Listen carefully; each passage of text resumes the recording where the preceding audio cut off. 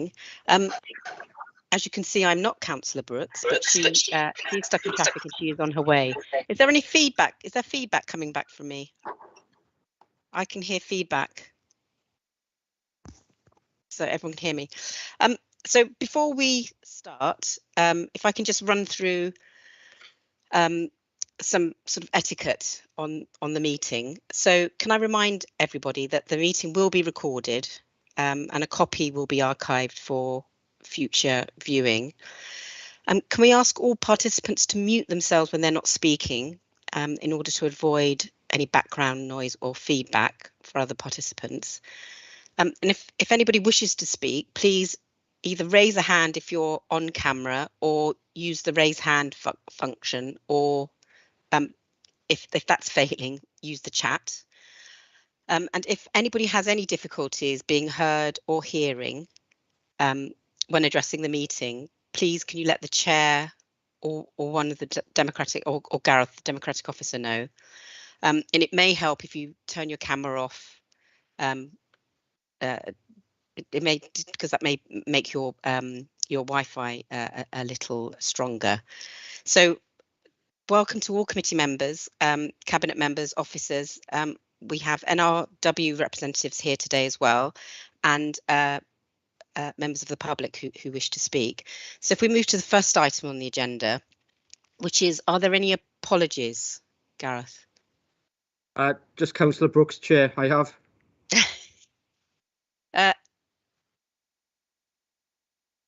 Sorry, I have to. Councillor Rowland?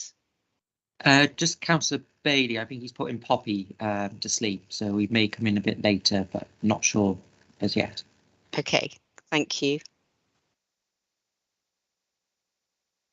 Is that okay? So can we agree the minutes of the last meeting?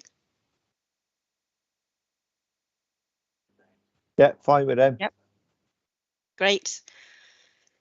So if we move then to item number 4 on the agenda, which is a presentation by Tim Marshall from Natural Resources Wales. Welcome, Declarations Tim. of interest. Hello. Oh, declarations of interest. Thank you very much, Councillor Robertson. Any declarations of interest? I do apologise. No.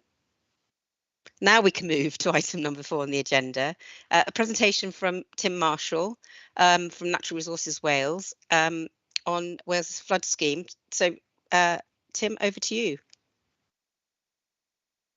You're on mute, Tim. Great to get that first one out of the way. Thank you very much, and apologies for that. Good evening, everybody. Yes, I'm Tim Marshall from Natural Resources Wales, and joining me is Tim England, also from NRW. Tim, would you like to say a couple of words before I get into the presentation? Yeah, if you don't mind. There's just a couple of introductions. You've got a couple of Tims on the call tonight. So I'm Tim England. I work for Natural Resources Wales. I'm an operations manager for flood and water management, and I cover the whole of South Wales.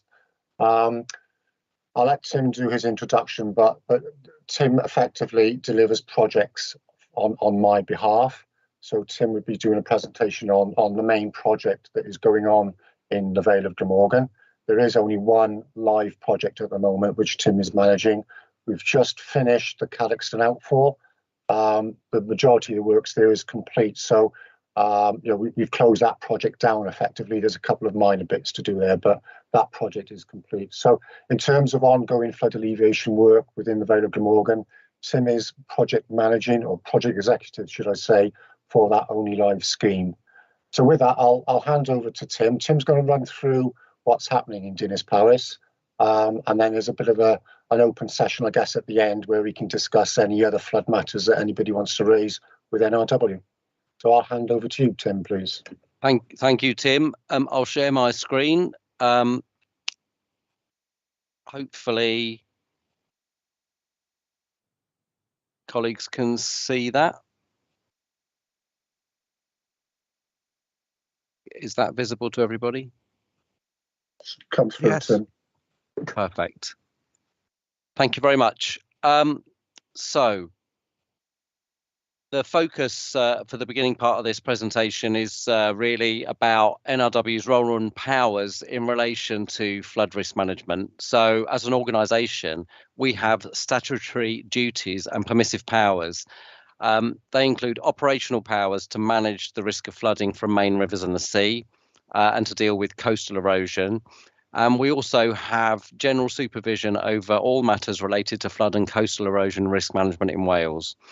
Our powers include the management and maintenance of main rivers, the construction and maintenance of flood risk management assets. We determine whether developers have met the requirements of the Planning Policy Wales Technical Advice Note number 15, which relates to the risks of flooding from main rivers, the sea and reservoirs. We are a statutory consultee in local authorities' planning processes, and we provide support to ministers in relation to the National Flood and Coastal Erosion Management Strategy. And we provide a direct flood warning service, primarily for areas that are at risk of fluvial and coastal flooding, so flooding from rivers and from the sea. So that's just a bit of scene setting, really.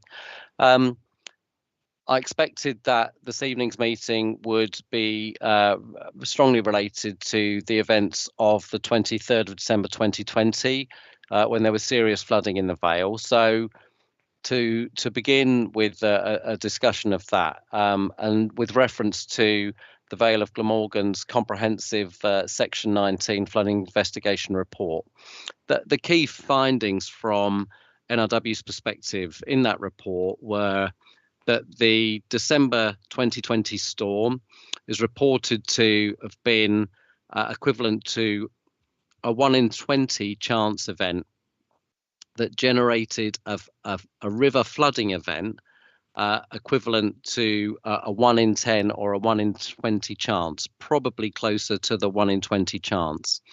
That means there's a 1 in 20 chance of such an event happening in any given year. Excuse me. Nearly 100 properties were flooded internally, with many others seeing flooding of their outbuildings and gardens. The River Cadoxton and the East Brook overtopped their banks at a number of locations. And because the surface water and the surface water sewers discharge into the river, they were effectively surcharged by the high river levels and overwhelmed by the very intense rainfall. There was no tidal influence or impact on the flood risk on the 23rd of December. And forgive me, that last sentence is meant to say no influence due to NRW's project to improve the outfall into the estuary. Forgive me for that omission. So that's really a summary of the Section 19 report's findings as they overlap with NRW's flood risk management responsibilities. The key recommendations that affect NRW in the report were that we should assess the viability of options to manage flood risk, and that we should assess the maintenance of the watercourse. So to address how we're dealing with those recommendations, NRW has some experience in trying to manage the flood risk to Dinas Powys resulting from the Cadoxton. And the river catchment has been the subject of very extensive studies over many years to understand the issues and explore and develop solutions. In the summer of 2020, we published an outline business case that supported the delivery of an online storage reservoir for floodwater upstream of the village in the area near to the Cwm George Woods. But that option faced very significant public opposition on environmental grounds, and it wasn't developed further. NRW took the decision that the opposition to that proposal probably made it almost impossible to deliver economically. And as a result, at the close of that study and after consultation with the local community, it was determined that there wasn't a viable solution that could provide flood protection to the whole community that would reduce their risk of flooding to a designated low risk. We also undertake regular maintenance on the Eastbrook and Cadoxton as part of a twice yearly cycle of interventions. We remove vegetation from the banks and spray it off with a herbicide. And of course, we also respond to specific issues and risks that are called in by residents, and we check them out to see whether they pose a flood risk to the community. Immediately after the event of the 23rd of December 2020, I say immediately, forgive me, in February of 21, we appointed the National Flood Forum to provide flood recovery services to support the communities of Dinas Powys and Eastbrook, and also to work with the community to establish, mobilise and coach a residents' flood action group. Natural Resources Wales and colleagues from the Vale of Glamorgan Council and Welsh Water work collaboratively with the National Flood Forum, fielding colleagues for consultation sessions with flooded residents who were able to make appointments with us by phone and then dial video conferencing facility. And from mid 21, the National Flood Forum took nearly 100 calls over 3 weeks, and more than 50 of those evolved into further conversations with those 3 agencies through the surgeries. And it was quite a good process in a bad situation, in the aftermath of the flood and obviously in the environment of the COVID pandemic. But it was a great opportunity to understand the issues and concerns being faced by residents, and also to hear ideas from the community about options to manage flood risk more effectively in the future. And that flood action group, established around that time, continues, is very functional, very helpful and collaborative. And the group has hosted a number of multi-agency meetings through 2021. And we've already had one in January this year, and the next one is planned for March. Right now, we are undertaking studies to look into the potential for natural flood management in the catchment. Welsh Government is keen to encourage natural flood management and has funded these studies. The work is ongoing and is supported by specialist consultants, Arup. Whilst it will undoubtedly have some impacts on the flood risk if we are able to implement natural flood management measures, and will yield other environmental benefits, work today indicates that on its own it will not solve the flooding problem in Dinas Powys. In a serious event with a 1 in 100 chance, 181 or so homes and businesses will remain at flood risk. And even in a less significant event, an event with a return period of around 30 years, 61 properties would remain at risk, even if we are able to do a very, very comprehensive job on the natural flood management. Alongside that work, NRW is undertaking a review of the river channel maintenance regime. We have consultants modelling different maintenance scenarios to inform the way forward on that front, and that study is substantially complete. And it's worth saying that that study has included a physical survey of the key aspects of the river to make sure that the modelling work is as accurate as it can be. All 3 flood risk management authorities, so that means Natural Resources Wales, the Vale of Glamorgan Council and colleagues from Welsh Water, we continue to meet regularly, both at the multi-agency meetings convened by the Flood Action Group, but we also meet outside those meetings on about a monthly basis to coordinate flood risk management options for Dinas Powys. So that's a brief summary of the work that's ongoing right now. We recognise, though, that even a successful natural flood management scheme will leave homes at risk of flooding in Dinas Powys. And we also recognise that there is continuing uncertainty around the hydrology of the Cadoxton and Eastbrook catchments. So when I say hydrology, that's really the relationships between rainfall events, surface water flows, river levels, and the impact that they can have on flooding.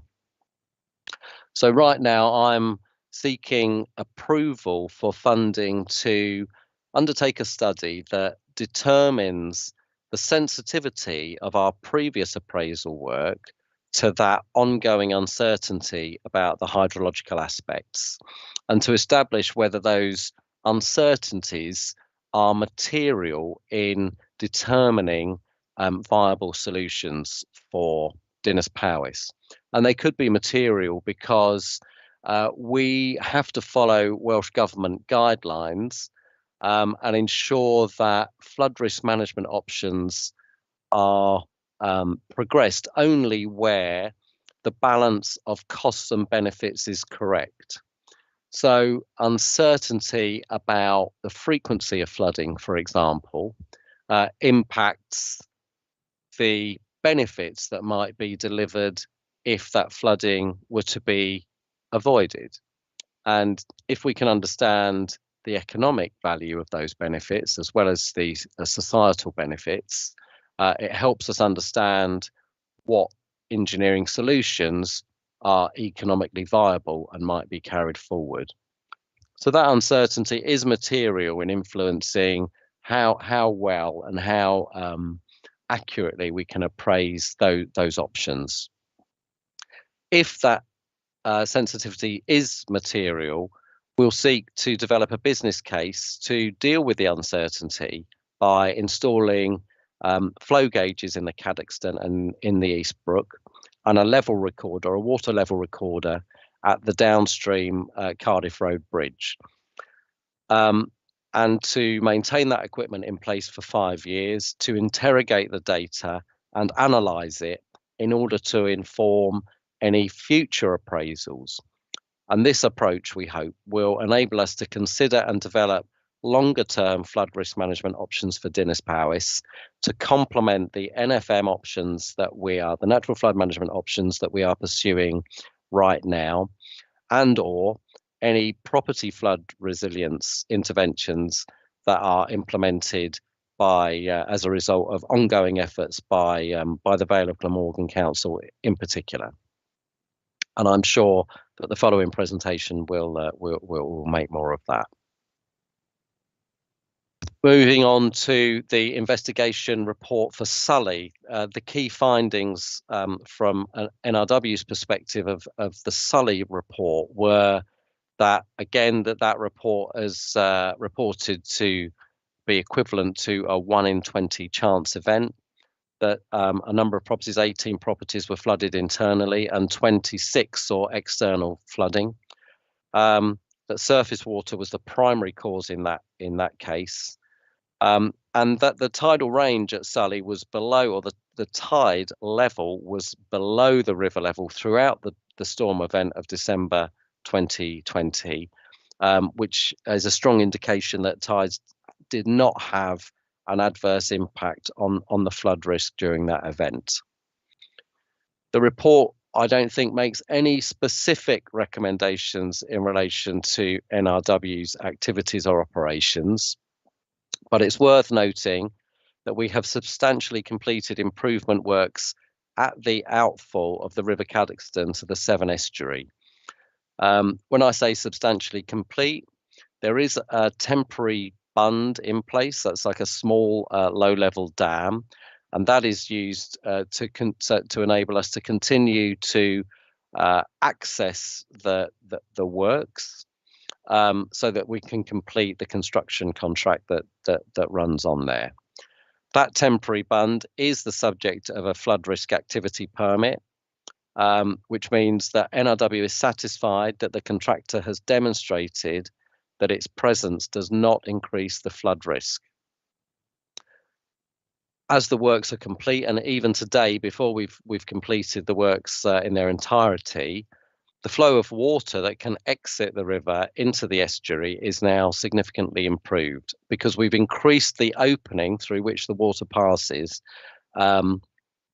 by about 3 times. So it was 3.5 metres squared formerly, and now it's nearly 11 metres squared. The improved outfall will improve the situation at Palmerstown, where we're supporting the Vale of Glamorgans Council's work on the ordinary water course there. I'll hand back to Tim England now. Tim, if you'd like to just pick up on you've alluded to it already, but if you'd just like to summarise with a quick whip round some other aspects that we're working on in the Vale of Glamorgan, please. Yeah, thanks, Tim. In terms of other works that's going on, predominantly the work is associated with existing schemes. There's a number of existing schemes across the patch. Cowbridge Flood Storage Reservoir is a significant one. Frampton Flood Storage scheme is also a fairly big scheme. Relatively small scheme in Llandow, and there's a few others that are dotted around the area. The ongoing work we'll do to those is about maintaining those assets, making sure they remain fit for purpose and that they remain operational during any big flood events. We've got some fairly significant works planned at Cowbridge over the next 12-18 months. That's linked to reservoir safety work that we've been asked to undertake by the panel, reservoir panel engineer. So you'll probably see some activity in that area starting in the spring, early summer this year.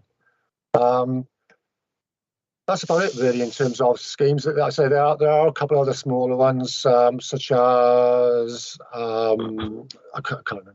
We've got some small schemes in Llanblethian, and we've also got some coastal schemes as well, predominantly outfalls, but they are relatively small compared with the likes of Cowbridge, the works that we might be doing in Dinas Powys, and the Frampton Flood Storage Reservoir.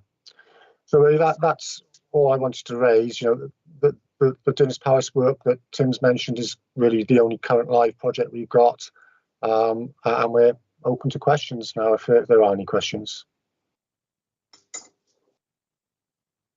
Okay, thank you very much for that, Tim. Apologies to everybody, I was late. I was stuck on the A48. One for you, Mike Clog, actually. The temporary traffic lights for the bus stop are not working on the one side, so I've been stuck there for 20 minutes. Before I bring any speakers in, I'm going to hand over to Mike Clog now for the section of the Section 19 report update. So, and we'll go to questions of public speakers then after that. So, Chair, over to you. Chair, can I just butt in there? Sorry to be rude, but surely it's better to ask questions of Tim now while it's just fresh in our minds. The Section 19 report is a different well, not different, but it's a different subject, really, isn't it? Yeah, but I would rather take the two together because they do link. Well, right. No, I disagree, but you're the chair. Yeah. Okay. So, Mike, did you want to come in now with your report? Yes, thank you for that. I'll certainly come in and run through my presentation regarding the Section 19 flooding investigation reporting. I've got a presentation to share, so I'll try and get that on the screen. Hopefully you can see that. I'm assuming you can. So I've got about 12 slides to run through. I'll try and be as quick as possible, but also be as clear as possible. So, sorry.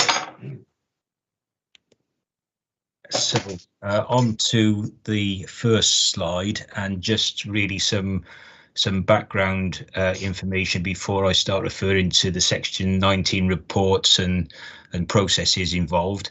And perhaps before I do go on to the background information, perhaps I'll just say that and apologies for this, but there may be some overlap as we get further on into my presentation, especially regarding Dinas Powys, some overlap with Tim's presentation that you've just heard. So apologies if you have to hear some details or some facts a second time, but say, well, it's probably important that we run over those.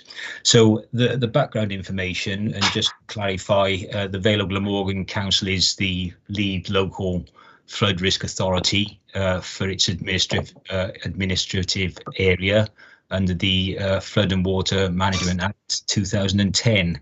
And as a lead local flood authority, then the council is the lead risk management authority for managing flood risk from surface water, groundwater and ordinary water courses.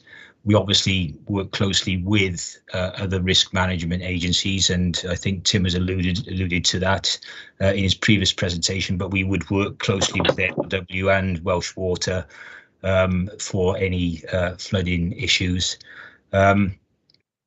Just to touch on the situation, but you know, our duties do extend a little further. As part of the LLFA, we have to prepare local flood risk management strategies. The current strategy is actually due to be refreshed in October 2023. Again, I just mentioned we cooperate with other authorities, including the risk management agencies, and we share data as required. And we contribute to sustainable development as well. So there's a number of duties that we have as the lead local flood authority.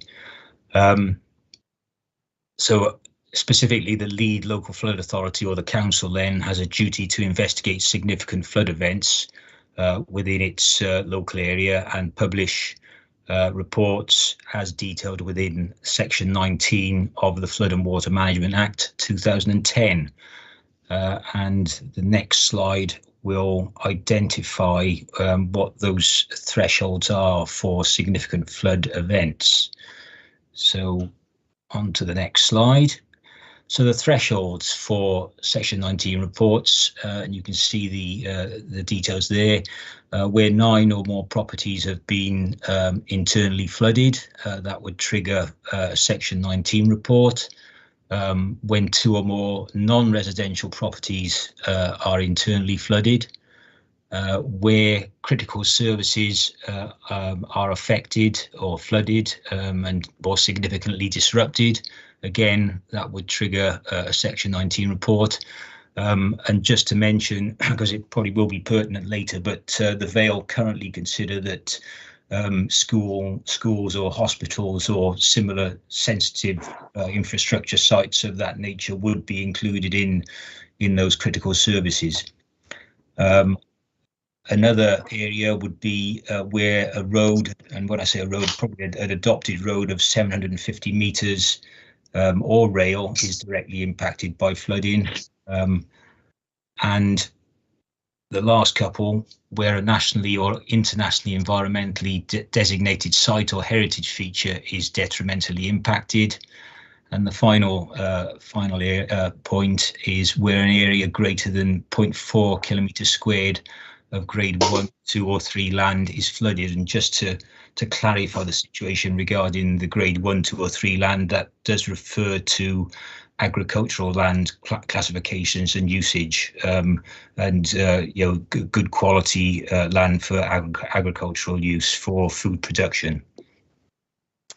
So if I move on to the next slide, and this just covers the extent of the Section 19 investigations that you know, that we carry out. And first of all, you know, the Section 19 report you know, provides a factual report of a particular storm event that has resulted in significant flooding. And I've just referred to the thresholds, you know, which signify significant flooding and would trigger those investigations. That's not to say we don't investigate other floods or flooding issues.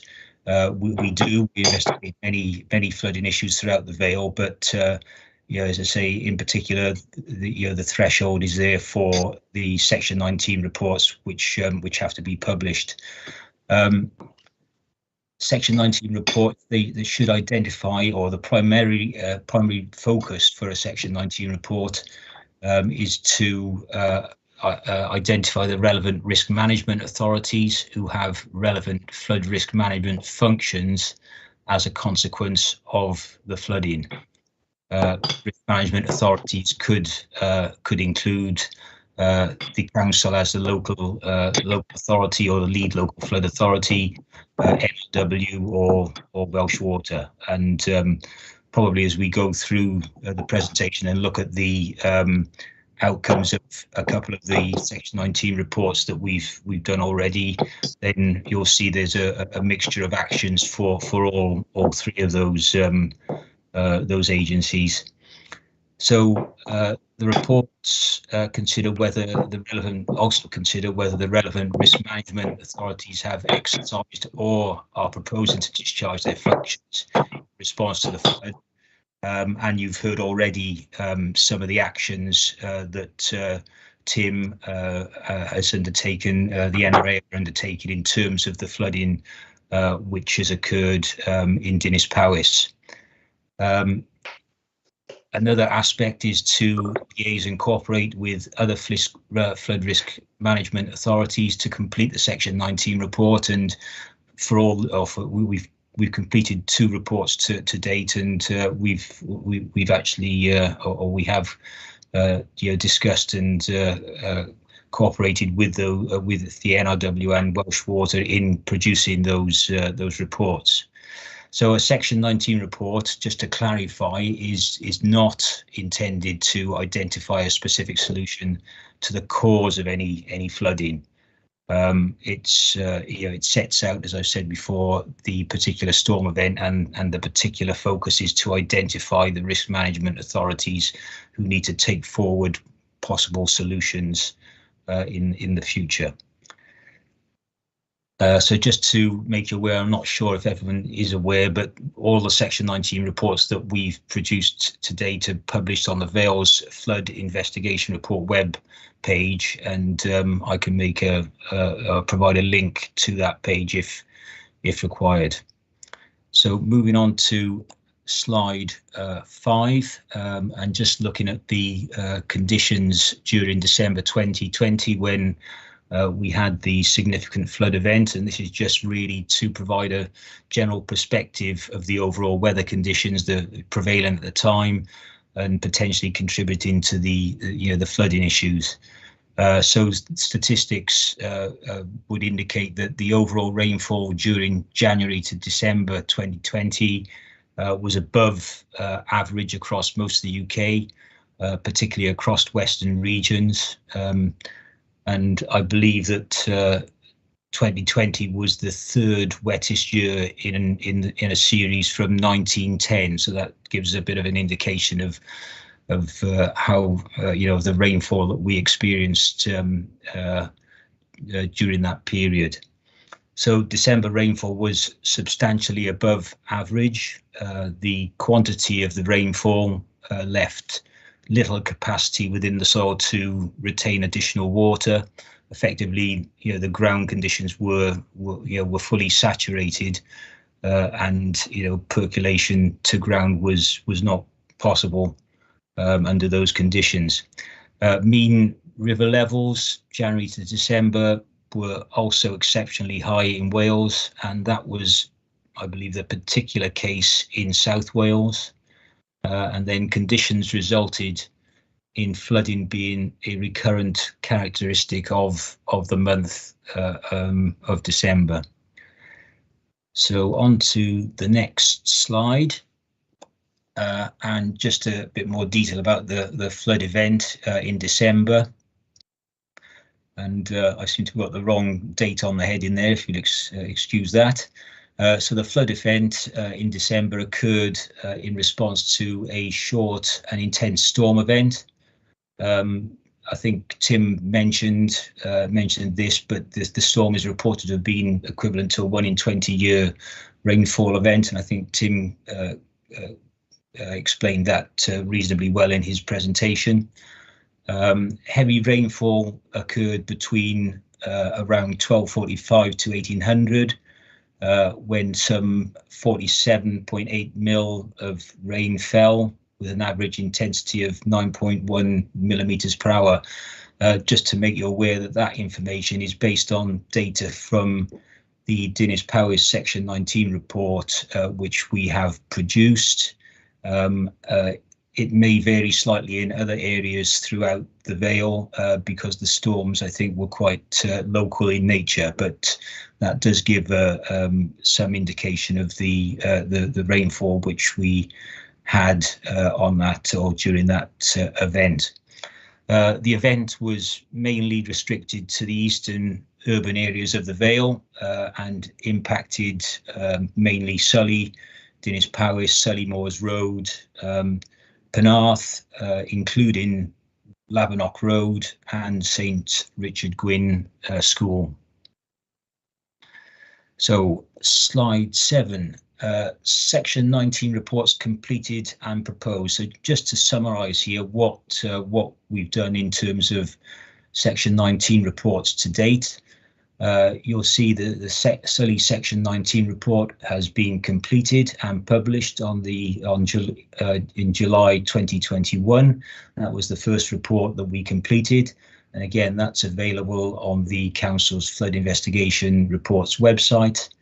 And I will run through key aspects of the Section 19 report on the slides below. Dinas Powys Section 19 report, again, that's been completed and published in November 2021. Again, key aspects of that report will be discussed in the following slides, and I'll get to that shortly. We've got a few other Section 19 reports planned. You'll see there the Sully Moors Road Section 19 report is currently being finalised, and we anticipate publication within the next 4 to 6 weeks. That will go on the website as well when complete. St Richard Gwyn School, we plan to progress a Section 19 report for St Richard Gwyn School as a result of a critical service being flooded or significantly disrupted. You'll recall I mentioned that previously when we talked about the thresholds. And finally, Lavernock Road in Penarth, we will be progressing a Section 19 report in relation to that area as well. And again, that's related to a 750 metre length of adopted highway being impacted as part of the flooding, and therefore meets our thresholds. Moving on to the next slide, and this provides a bit more detail regarding the Sully Section 19 report. And just to say that full details are available within the actual published report on the Council's website. I've just tried to give a brief summary of the main issues. It's obviously very difficult to provide too much information during a presentation because we'd be here for quite a while. But just briefly, the main issues within the report are that locations impacted by the storm event primarily occurred in 2 residential areas, resulting in internal property flooding. These are north of South Road from Swanbridge Grove to Winsford Road, and also Conabear Road. So in total, there were 18 properties affected by internal surface water flooding in the areas that I've just referred to. So the storm event in December resulted in rapid runoff of surface water flows from adjoining fields, and flooding was likely exacerbated by the highway drainage system being overwhelmed, and in particular the southern part of the estate south of the railway embankment. I think it was centred on Highbridge Close. So then moving on to the next slide, we're looking at some actions from the Sully Section 19 report. And there are 8 identified recommendations in the report. I'm not going to go through them all, but I've just listed out here in sort of bullet point format some key items for you, and one of those is primarily identified the need for the lead local flood authority to assess the viability of a future flood risk management scheme to manage surface water flood risk in the area. Also, the LLFA to model capacity of existing highway surface water networks in affected areas and consider improvements.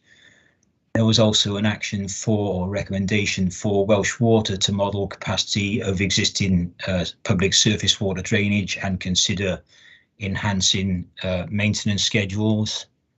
And then the lead local flood authority again to undertake, the lead local flood authority, or the council, has already submitted a pipeline bid to Welsh Government for funding to develop the strategic outline case to assess viability of a flood risk management scheme, subject to, and I can advise that subject to grant approval, we're looking to progress that next financial year, obviously subject to resources and other priorities, but we would hope to complete that within, I would imagine, something like 6 months. So other activities that we've been involved in Sully as a consequence of the Section 19 report recommendations, property level protection to help protect individual properties short term. Grant funding was obtained from the Welsh Government to implement that this financial year, and we're well on the way to delivering that. We have had surveys undertaken. We've liaised with the relevant property owners, and we will be raising orders for works at 18 properties, and that work to install property level protection is due to commence before the end of this month, before the end of February.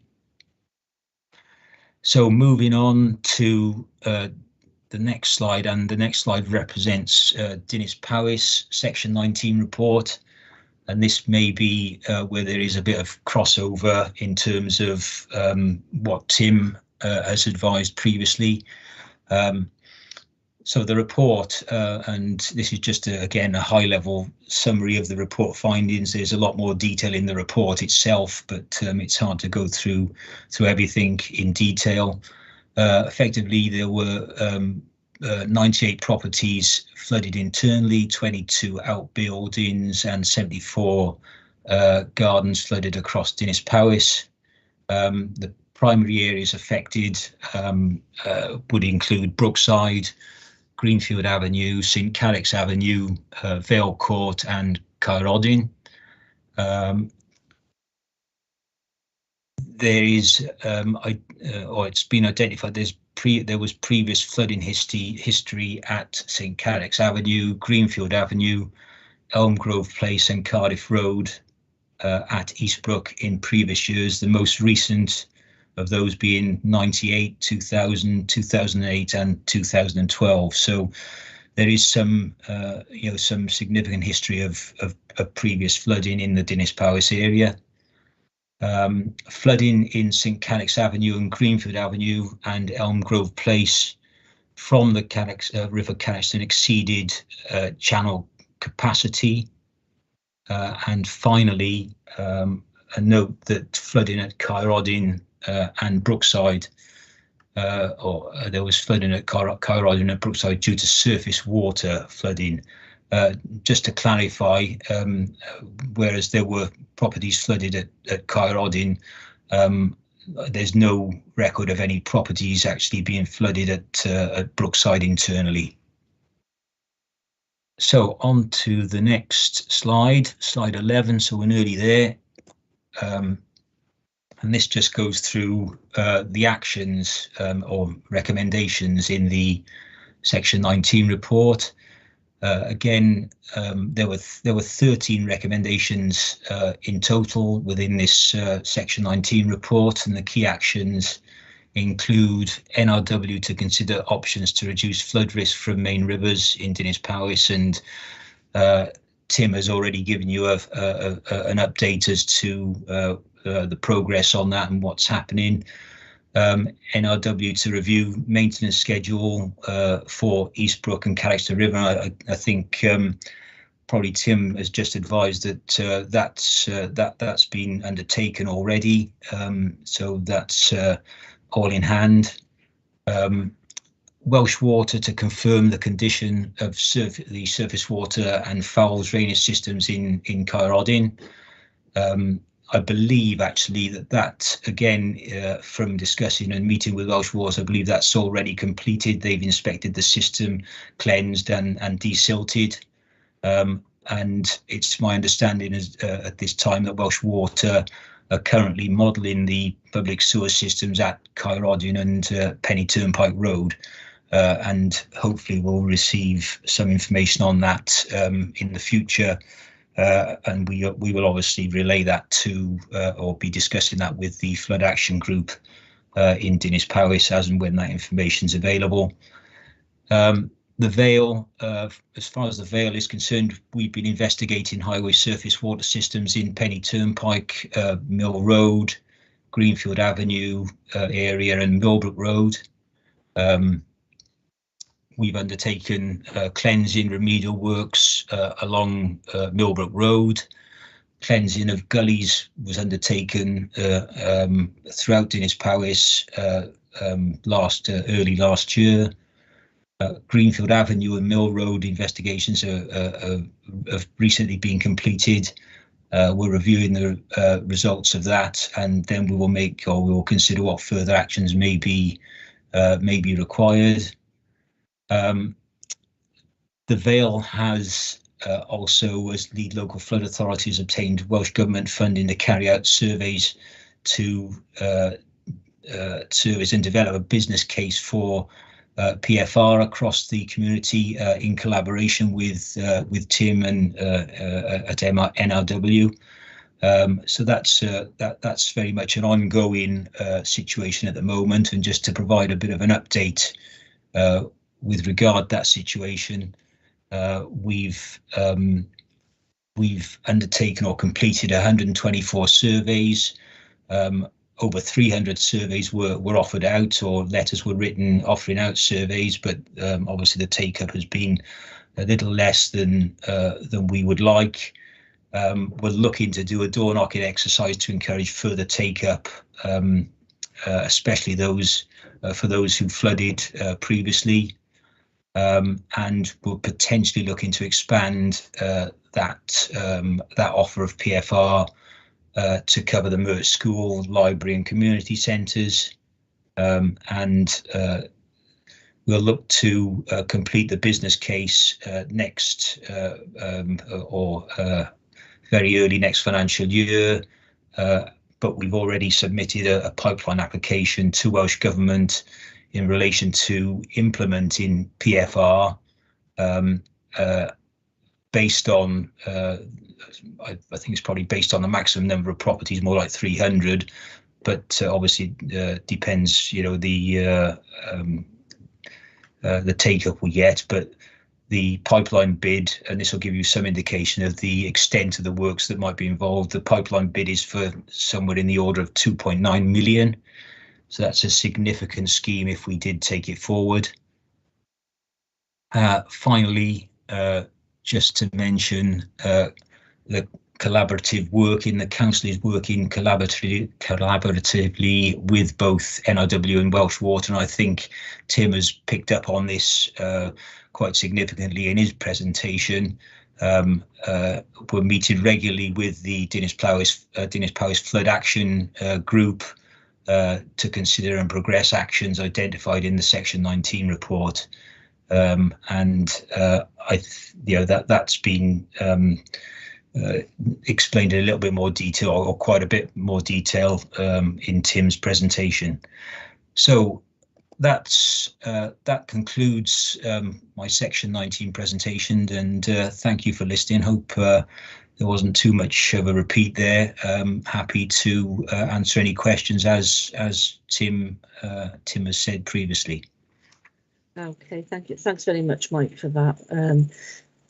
Very interesting presentation. And if you could send that link out, that would actually be, I think, very useful for everybody as well, because there's a lot of information contained in there. Yeah, sure. We've got some public speakers, but I have got a couple of people looking to ask questions at the moment. So, Andy, did you have a question for either Tim or for Mike? Yeah, thanks, Chair. Basically, as thank you, both Tims and Mike, for those presentations. Very helpful. I think we now know there was a flood in Dinas Paris on the 23rd of December. Mike, you said at one point that the purpose of the Section 19 report isn't to find solutions, but it's solutions that people want. So at what point, this is the first question, at what point will we start actually looking at solutions and putting them on the table? You actually mentioned a few possible solutions later on, so I'm a bit confused about that. Another small point, going through the Section 19 report, I think there was an investigation of the runoff drainage, highway drainage in Millbrook Road area of Dinas Paris, which found that the drainage was significantly damaged to quite a large extent by the intrusion of works by utilities companies, etc. That's actually been identified. So at what point can we expect to see that that remedial work for those highway drainage systems being carried out? And basically, I think as an interesting question, has anybody from NRW or the Vale asked a meteorologist why the rainfall? I mean, this is just a point of interest. It won't help anybody, but as a point of interest, why we had such a heavy rainfall specifically in Dinas Paris, as measured at the Cogmore's rain monitor, when in St Fagans and Cowbridge and areas around it was significantly less. So I'm very interested by that one. If a meteorologist out there could help us with that one, thank you. Okay, thanks, Andy. Mike, do you want to respond? Yeah, in terms of the solutions, as I said in the presentation, that's not the intention of the Section 19 reports. However, where there are some possible quick win solutions, then there's no reason why that isn't identified in the Section 19 reports. But in effect, some of the solutions in these areas, Dinas Paris and Sully, they represent complex situations which need to be understood and investigated, potentially modelling carried out, and these issues all take time to progress and to put business cases together in order to attract necessary funding. So unfortunately, these things do take quite a while to develop. But I think you've probably heard from Tim with NRW. A significant amount of work has been undertaken recently, and that is going forward. Everyone is trying to work as well as they can together. We're meeting the flood action group to discuss options and look at possibilities and keep them informed as to what's being done, particularly in Dinas Paris. So a lot of good work is being done by NRW, by the council and Welsh Water. We're working together to try and come up with solutions and options as quickly as possible. Just to cover off the situation with regards to Millbrook Road, I can confirm that we have completed the remedial works at Millbrook Road, and where the Wells and West gas pipes went through our highway surface drainage, that has been rectified already. That was done I think it was earlier on this this calendar year. So that's resolved. In terms of the meteorologist and why we've got localized storms, I think I'm probably going to have to ask for some assistance from either NRW to advise if they can answer that one, or whether Clive Moon might have any information.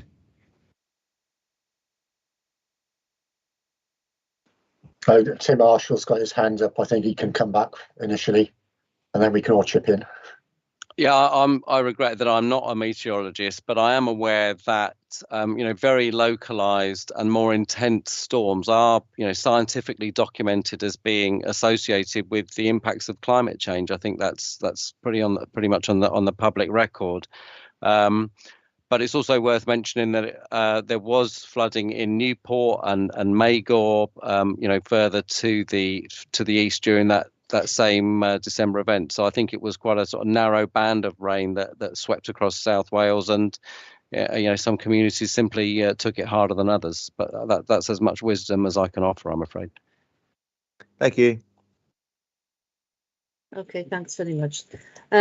Right, I've got two other speakers. I'm going to bring Councillor Vince Driscoll in first, because he's actually a member of the committee. So, Stephen, I hope that's all right. So, Vince, did you have a question for either Mike or Tim? Yeah, I got a few questions for both, actually. Okay. If I can bring them up now.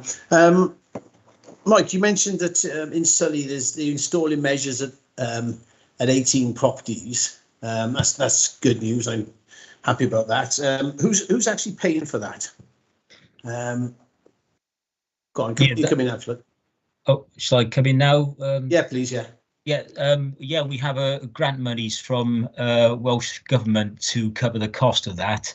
There may be some works going into the new financial year, and if that does happen, then we will potentially use some of our capital funding that we get annually to cover any cost, but primarily it's being paid for through a grant from Welsh Government. Okay, great, thanks. That's good news. Hopefully they can do the same for Dinas Powys. You mentioned there was no internal flooding in Brookside. In your section 19 report, it does say that one house is actually flooded, so I don't know the extent of that. Didn't put a value on the damage, but you mentioned the 300 surveys that went out, and I think you've got about 120 odd back.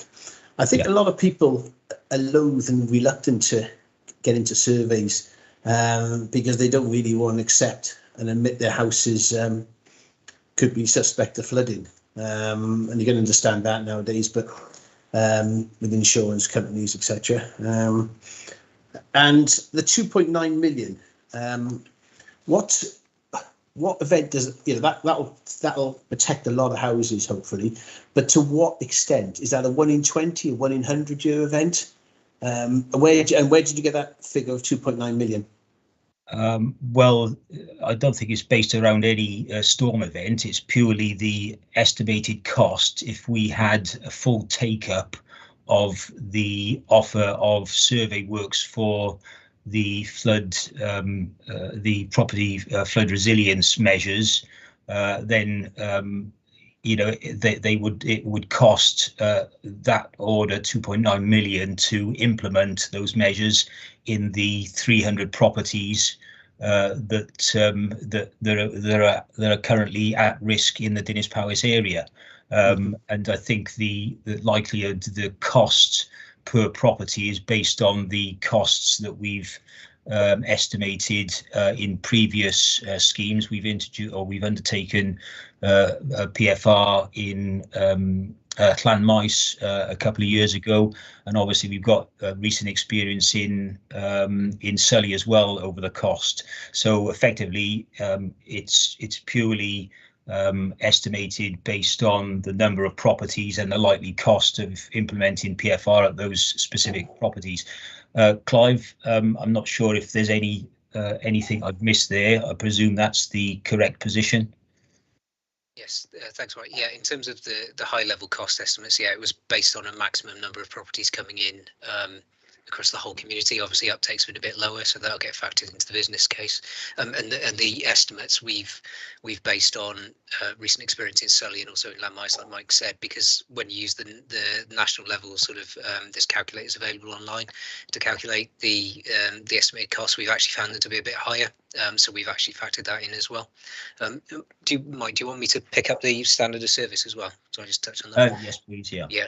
In terms of standard of service, it doesn't quite work quite the same as one big scheme to protect an entire community, where you might be able to say it protects against a 1 in 100 year event or a medium risk event.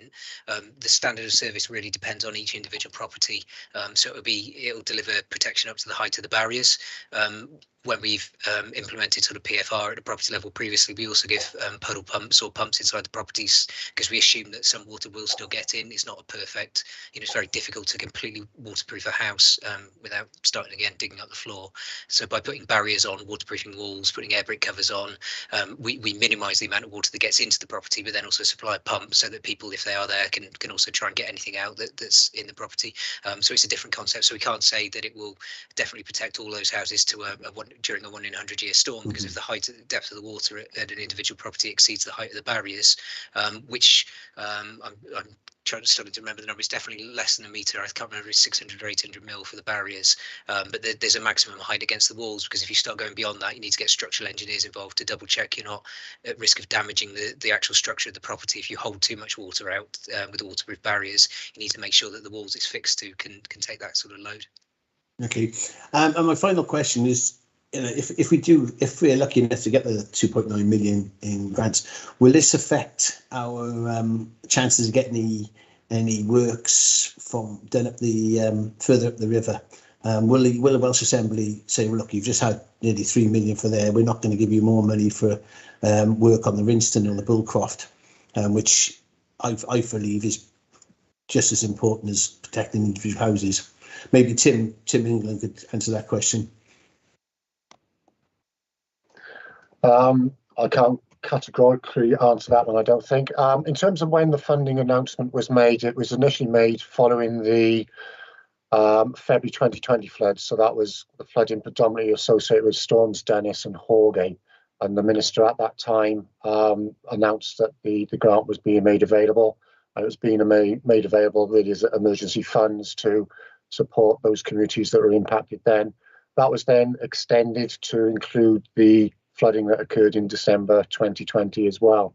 At the time of the announcement, the minister did say that this was additional funding, and the costs associated with that wouldn't be used in the economic appraisal of any larger schemes.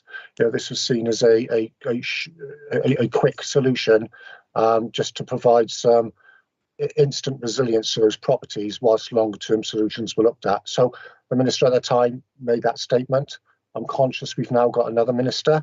I haven't heard a similar statement since, so I'm assuming the situation is the same at the moment. But I can't, hand on heart, I can't categorically say that.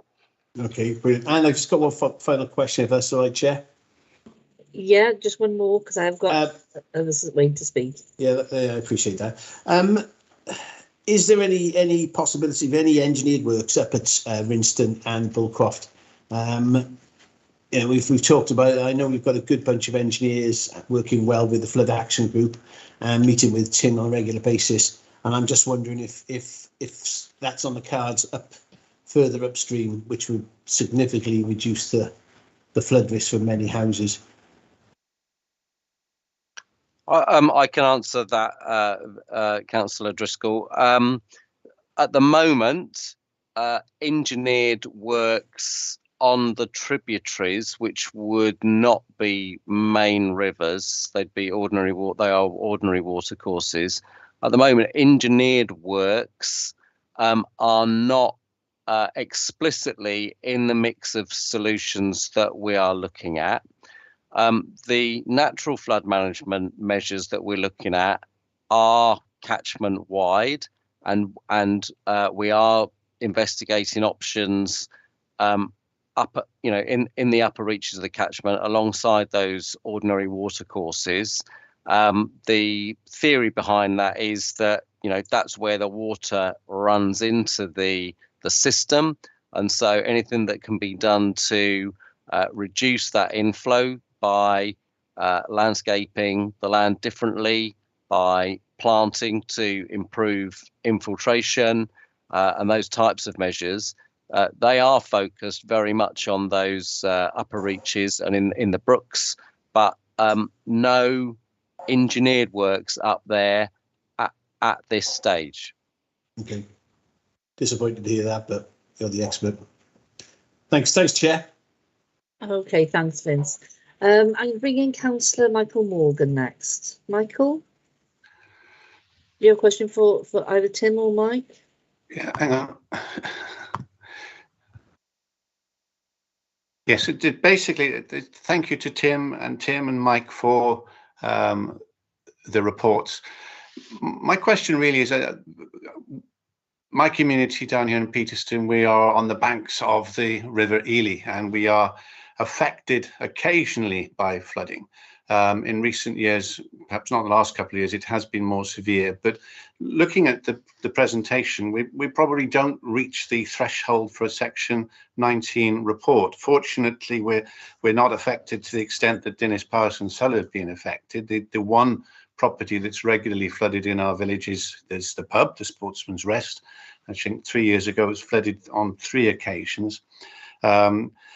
There is an occasion perhaps when we might reach the threshold of 750 metres of road underwater if you look at 2 adopted highways within the village that are covered. But of greater concern is the fact that when there is a flood, there are at least 120 houses which are cut off. And when you think about the access for emergency services and for people who simply can't get out of their homes for essential services, are we essentially excluded from any support or assistance because we don't meet these thresholds? Or what could be done in the future? Because I think we all accept that with climate change, flooding is going to get more severe. So that's the question really, is it only people who meet the Section 19 threshold that get assistance and support? Thank you. I'm not sure who wants to answer that one. Mike, do you want to pick it up from an LLFA perspective first, or you can do, Clive. I suppose just to start off and just to say that, as I mentioned going through my presentation, we just don't investigate Section 19 reports. We do investigate a number of issues of flooding, even if they don't trigger the Section 19 report. So, there would be, that would be the case, and perhaps Clive can elaborate on that and what investigations we've undertaken in that area at the present time. Thanks, Mike. Yeah, in terms of Peterston Superior or the wider process, although a Section 19 report, we can use that as evidence to Welsh Government if we bid for funding. It goes into those pipeline applications. We can also submit other reports of lower magnitude flooding. So even if we don't have as many houses, if we don't meet the 9-house threshold, if 2 houses are flooding every time it rains, we can put evidence in to support that and try and justify lever in funding from Welsh Government or potentially fund it internally. In terms of Peterston Super Ely, if we were bidding for funding, primarily the major flooding there is main river flooding, although we do have surface water flooding both sides of the watercourse as well, in the main village and also in the Wyndham Park estate. We are aware of those, and there's some ongoing sort of investigations or liaisons with residents groups in that area. We can't fund works to highways through the traditional sort of flood route, and I'm assuming that Tim will say the same. Tim England will say the same for NRW. Primarily, the flooding is directed towards houses flooding internally. So we'd always, whenever we're looking at this, we'd sort of look at what's the potential risk to houses, but also what risk has actually happened, how many houses have been flooded internally as a result of this. So the Section 19 report helps, but it's not the only thing that sort of levers in potential funding or schemes going forward. Yeah, and if I could come in on the main river bit, as Clive has just said, we prioritise our work based on homes that are flooded, and regrettably, we can't promote a scheme that purely looks to prevent highway flooding.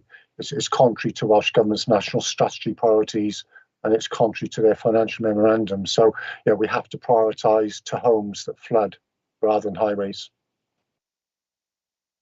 Okay, thanks for that. Right, I've got right, Andy. Did you want to? Is there anything brief? Because I'm just conscious that we have got public speakers waiting as well. Yeah, thanks, Chair. Sorry, it is very brief, this one, and it's off the back of what Councillor Morgan was saying, actually. I was wondering whether the NRW guys and Mike were aware of a flooding problem which only affects a couple of houses, but it's at the base of Landock Lane, where Landock Lane hits Cardiff Road, and it's a real problem there for the people who live there. I wonder if anything could be done to help them. Thank you. Right, Mike, did you want to respond very briefly there, or Clive? Yeah, just to say that we are aware of issues at the bottom of Landock Hill in Landock. I'll probably hand over to Clive to perhaps give a bit more detail around that. Those issues, they have been ongoing for some while. Yeah, thanks, Mike. I think some while we're into decades on that one, going back through the files on our records. So there has been historically a problem here, and I think it's kind of a legacy issue. EA Wales, pre-NRW, and probably even earlier than that, were also involved prior to some of the powers coming across to the local authority. We are aware of a problem. There's a private culverted ordinary watercourse that runs underneath gardens of properties running down through there. We have liaised with the owner of the inlet, the people who maintain that, to try and make sure that that's kept clear. So there is an issue.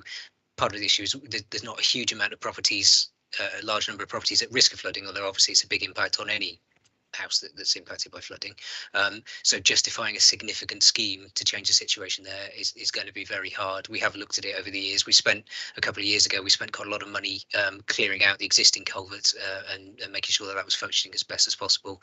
I know some of the property owners down there have put in ad hoc sort of overflow arrangements off the pipe which spill out into the highway. That in itself has also caused other issues in the area and some concerns as a highway authority with regard to icing and other problems. So we are aware of the issue. Unfortunately, it's one that's not necessarily a straightforward one to solve. A lot of people looked at it over a lot of years, and unfortunately, given the number of houses and the likely cost of any solution that would have a meaningful impact, it's very unlikely to happen in the near future as well.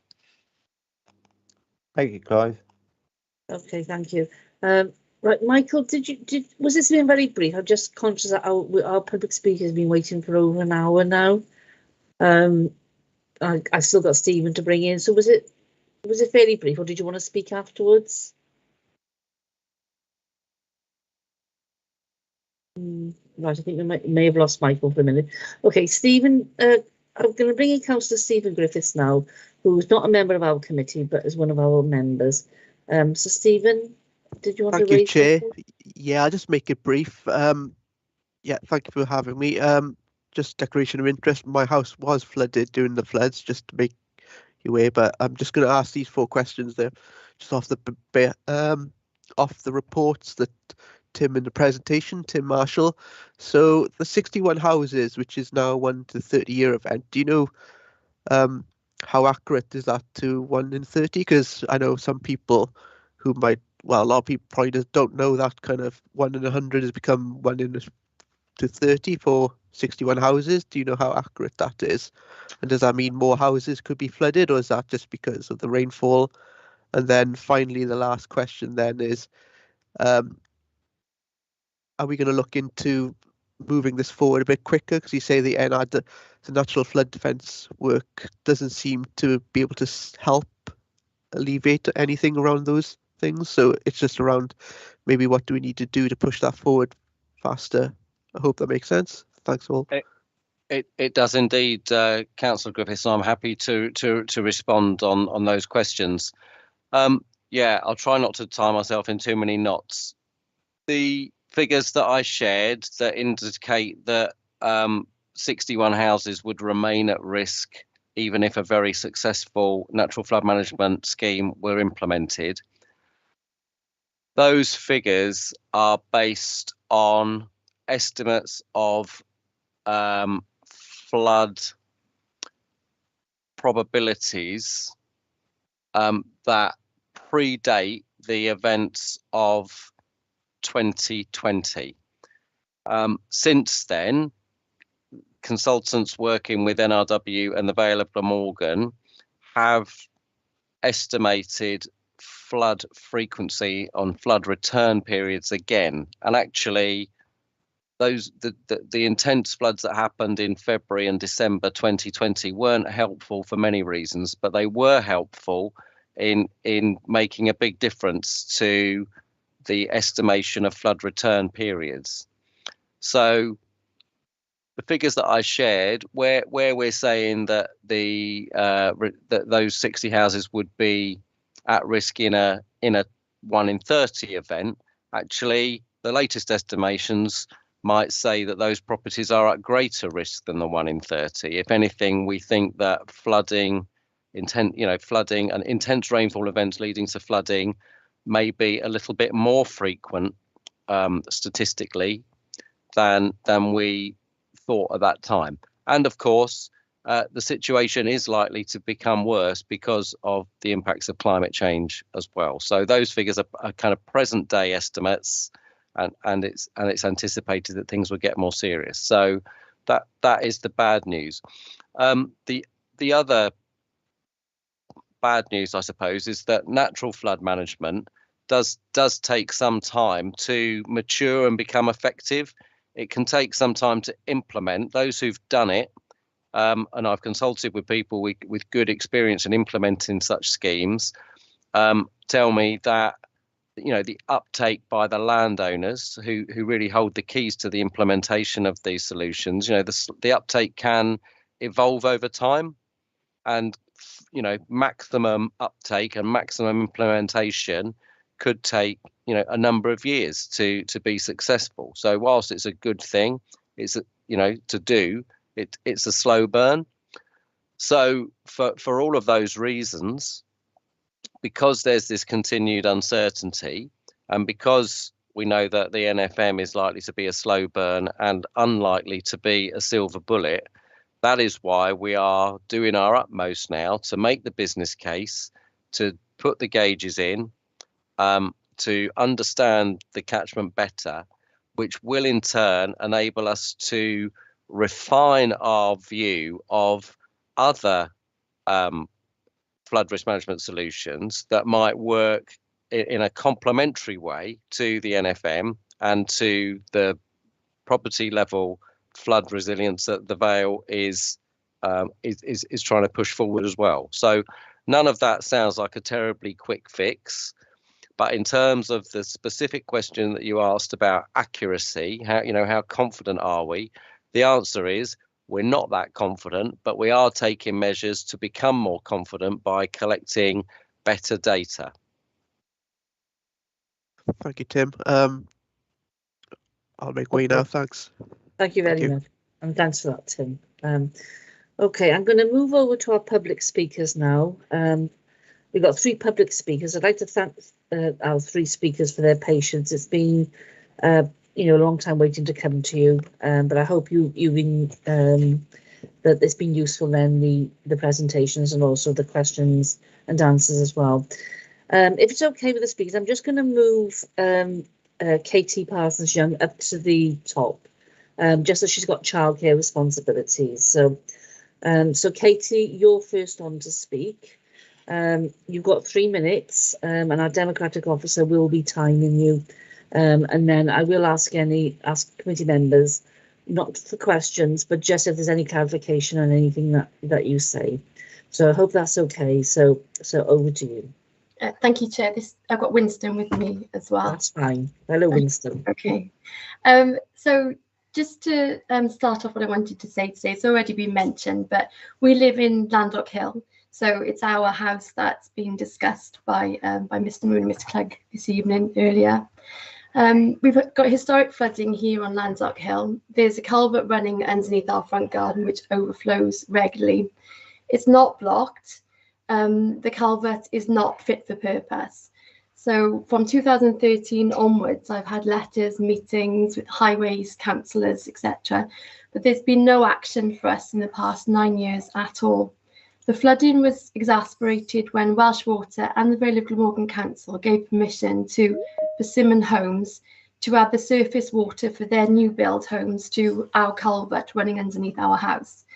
It's a privately owned culvert. They should never have given permission for them to enter it, but I can't seem to get my voice heard or get my voice through for this. I've got letters and correspondence going back with Mr. Moon, dated back as early as late 2015, 2016, asking for action, asking for support, asking for collaborative action between the two of us. But again, in 9 years, I've had no action or any support whatsoever.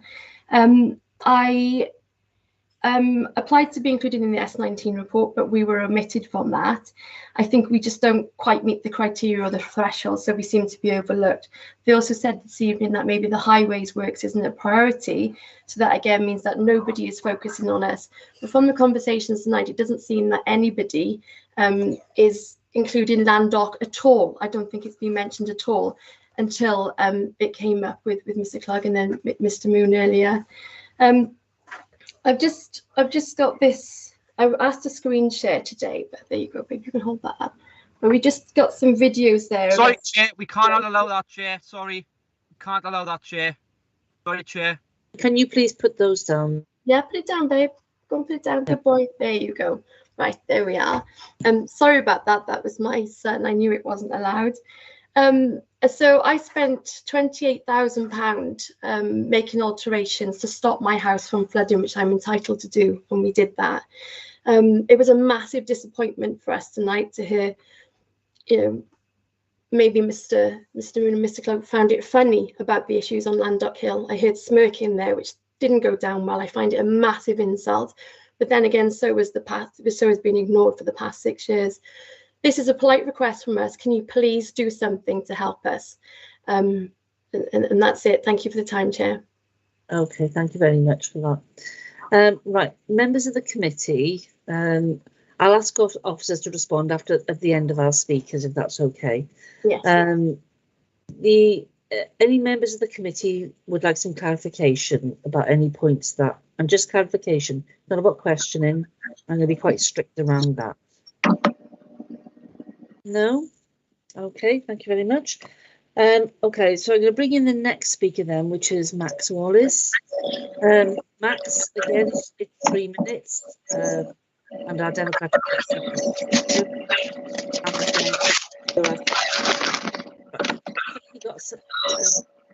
we've got a lot of...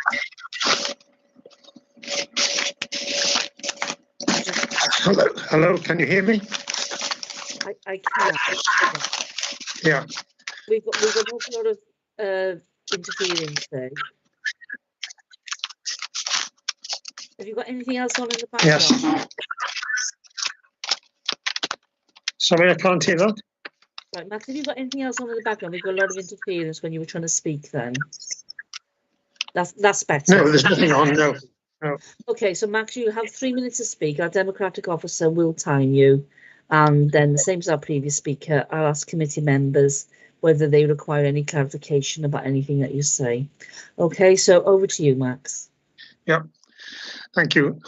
The first point is Cogmore's sewage works can't take all the flood water that's going into their sewer, and that was part of the problem on the 23rd of December.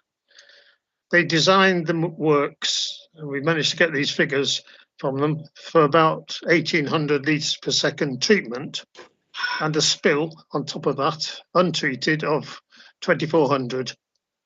And we've got the figures from Welsh Water, and they show that they went up to the maximum spill rate and they couldn't take more. So the question that they haven't answered is, what do they do, Welsh Water do, when the total flow gets to their maximum? They stop pumping it up to the sewage works and they discharge it to the Barry Dock, to the Cadoxton River perhaps, on the Station Road, and to South Penarth. So that's what Welsh Water are doing, because they have inadequate flow.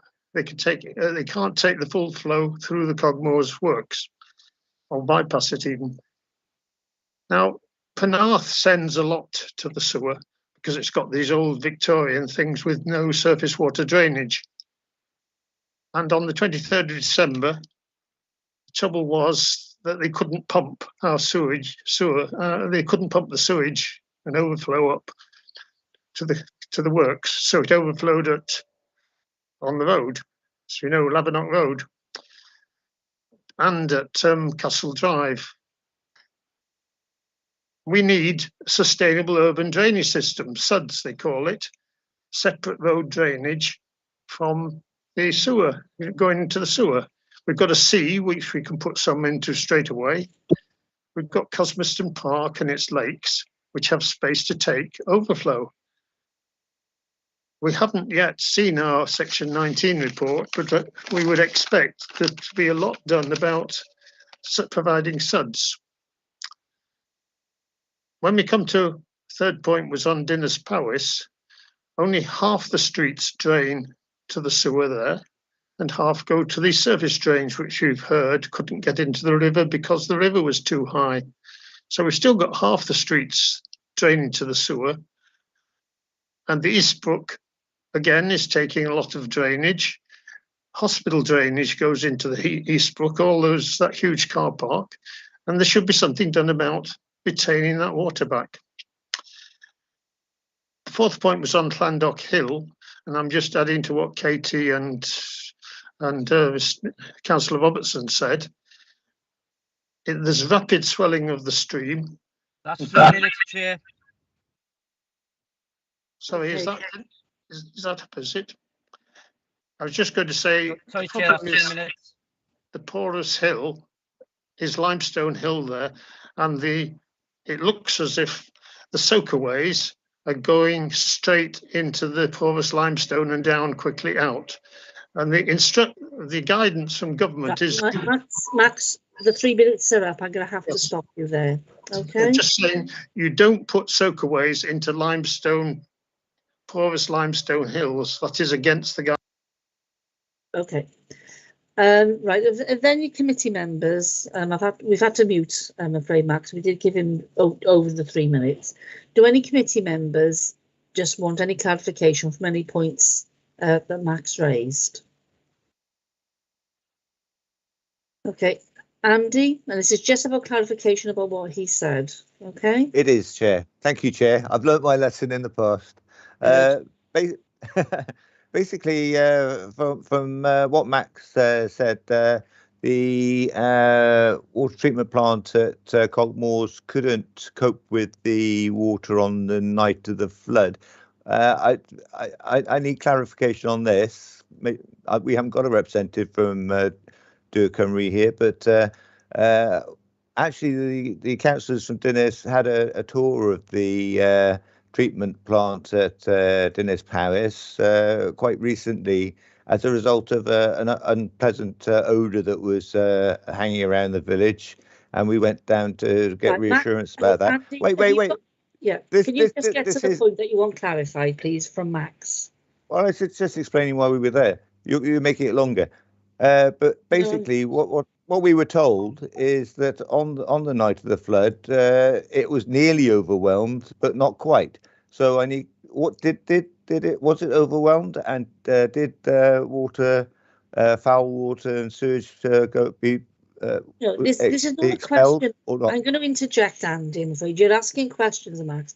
All I've said is you can ask clarification. I want clarification on the point he's raised. Yeah, well, that is a point he raised, and I want clarification. Did it happen or didn't it happen?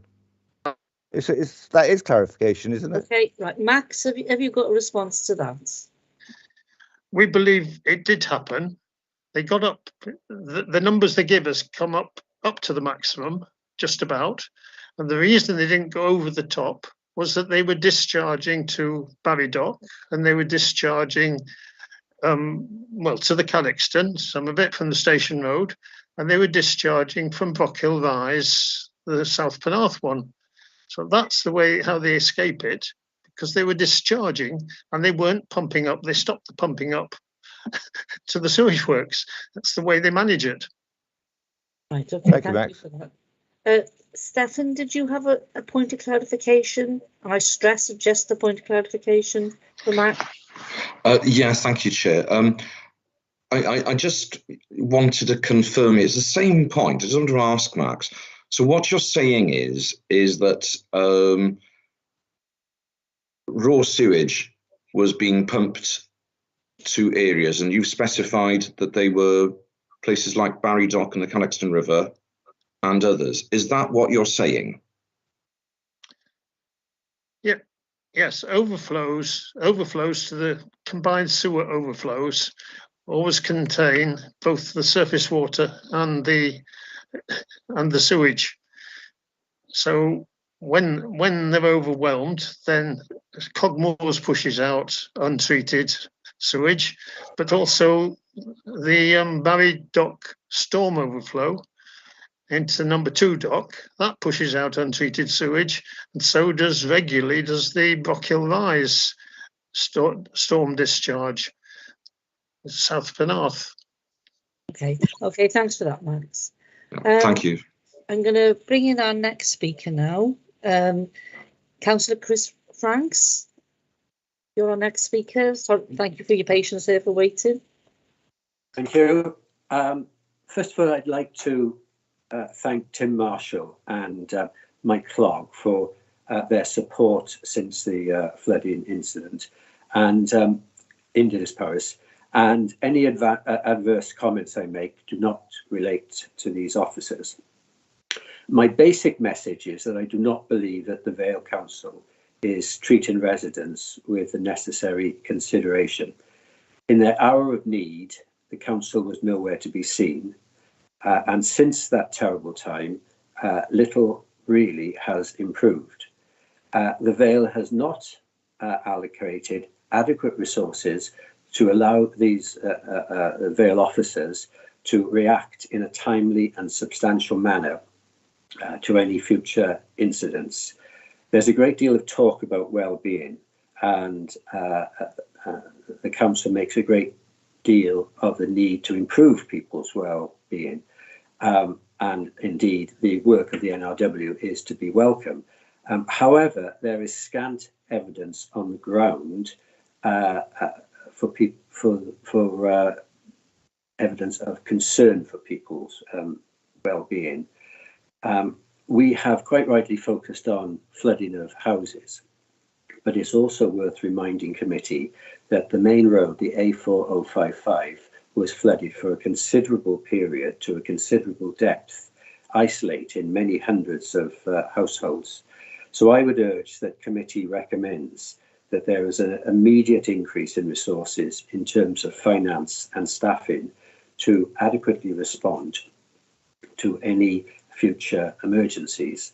And as a minimum, the recommendations of the Section 19 report for Dinas Powys should be implemented as a matter of urgency.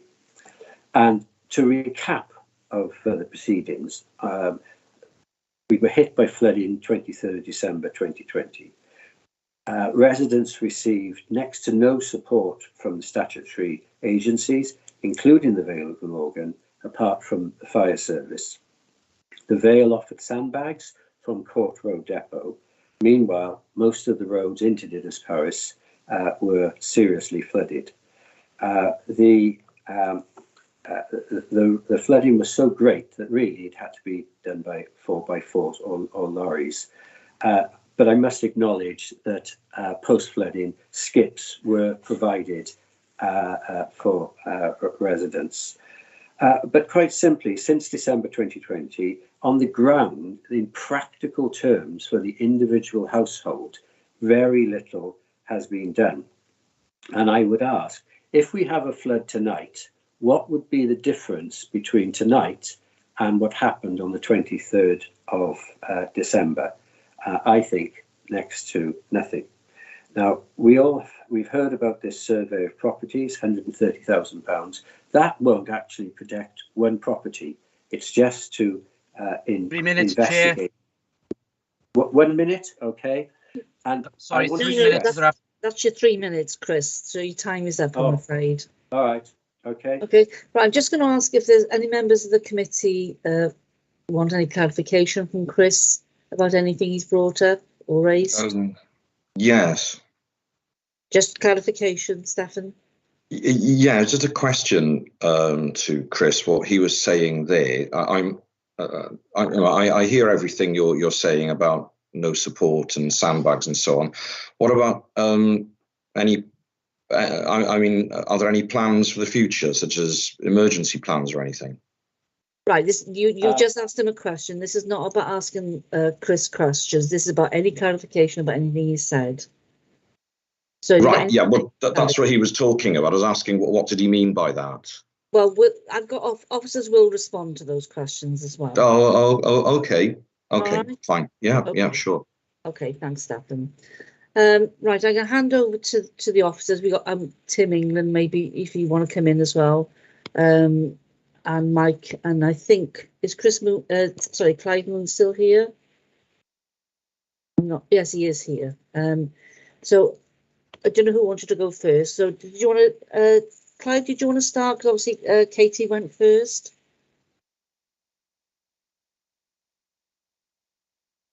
Yep, happy to pick that. I think I picked it up. Yeah, firstly, I'd like to clarify, I didn't intend to smirk or make light of the situation. I take all instances of flooding very seriously across the Vale. And as I said earlier, just because the Section 19 report isn't completed, doesn't mean that we investigate to a lower standard in any way. We have corresponded previously. I'll take a word in terms of the years and the time spent over the years about this matter. Unfortunately, we have private culverts running under private properties. We have looked at the issue previously, and we've undertaken cleansing works to confirm the form of the culvert at that location. At this time, nothing's changed in terms of viability of us taking forward a scheme at this location. What I would say is that to Ms. Parsons-Young is keep reporting those instances. I know we can report stuff to elected members as well, but we've created an online flood form. The more reports we get so that we can build up a picture of how often flooding's happening, it helps us to sort of understand how frequently it's happening, what the impact on properties is, so that we can try and sort of better prioritise schemes. Like I said earlier, if we have 1 or 2 houses that flood every time it rains, that may warrant expenditure versus 100 houses that only flood every 30 years or something like that.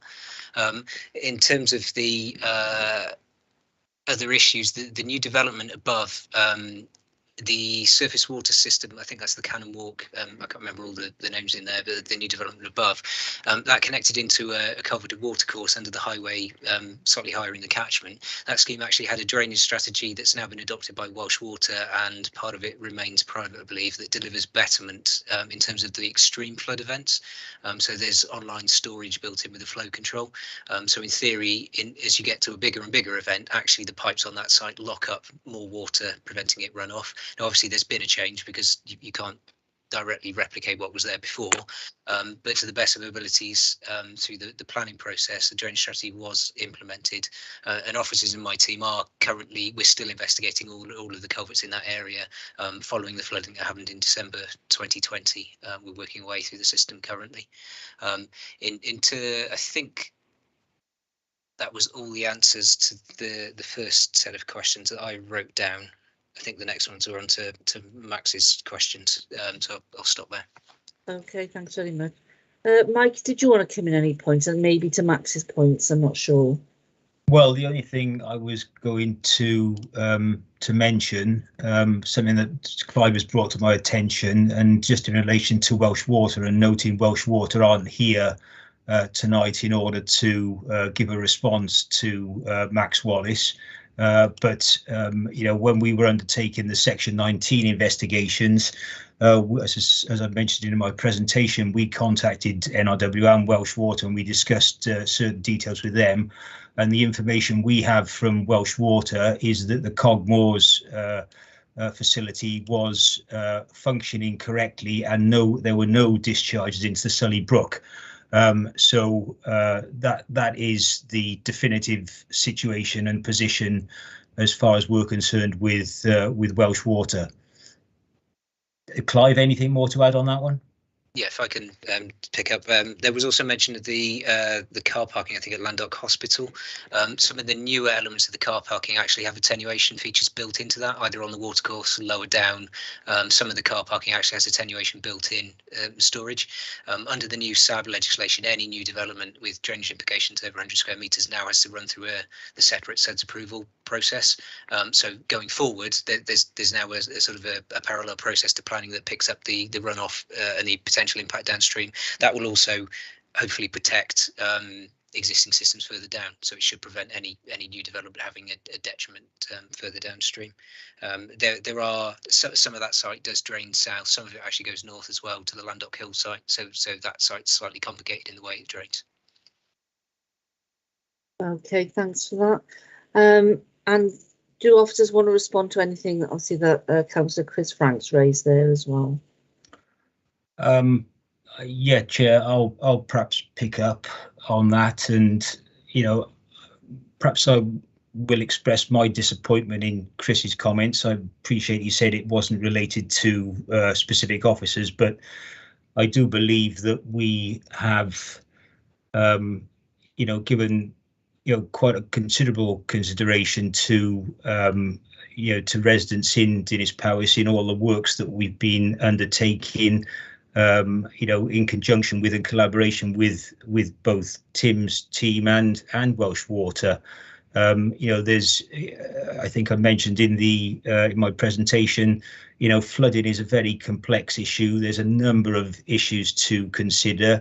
We don't want to do anything that would exacerbate flooding in other areas. Everything needs to be looked at carefully and modelled, and we need to be clear as to what actions we are taking in order to address the situation. But again, it is quite clear we have been undertaking works.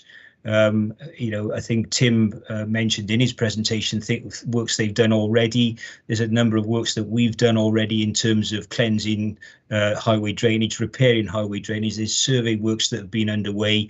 Welsh Water are modelling their network. There is an awful lot of work going on, and apart from that, we've been in full contact with the flood action group for many months, probably over a year, I suspect, now, in terms of how we try and address and help, deal with the issues arising in Dinas Powys. So I think, I think there's an awful lot going on, an awful lot of consideration being given, and we're doing our very best to move things forward as fast as we can, given the complex nature of things. And just to pick up on the, what happened on the night of the flooding.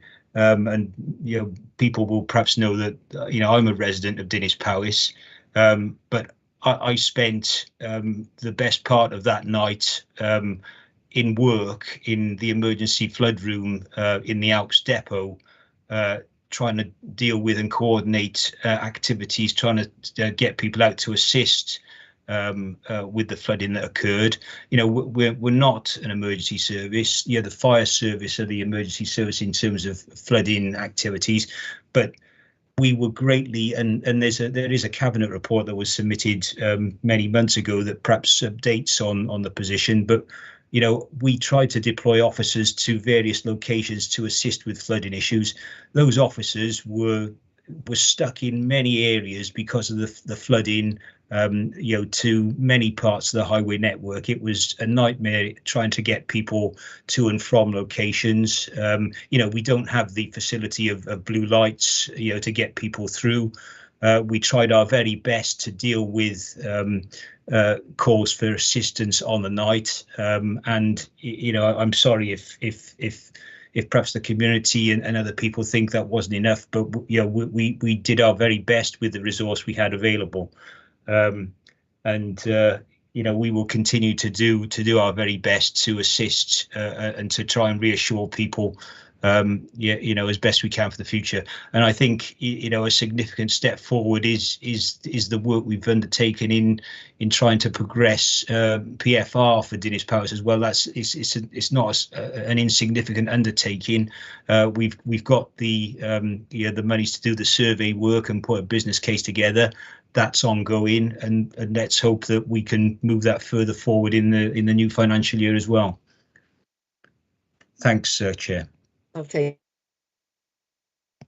So Tim, I think you wanted to come in and speak as well. Tim England.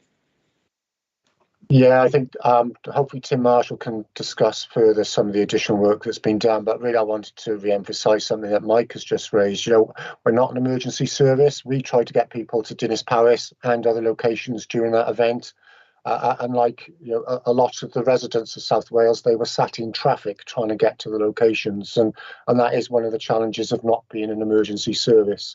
You know, we have worked with the Vale of Glamorgan since, and there are local multi-agency plans in place now. There is a store of sandbags that's been set up in Dinas Powys as well, and we've supported the Vale of Glamorgan in providing those sandbags.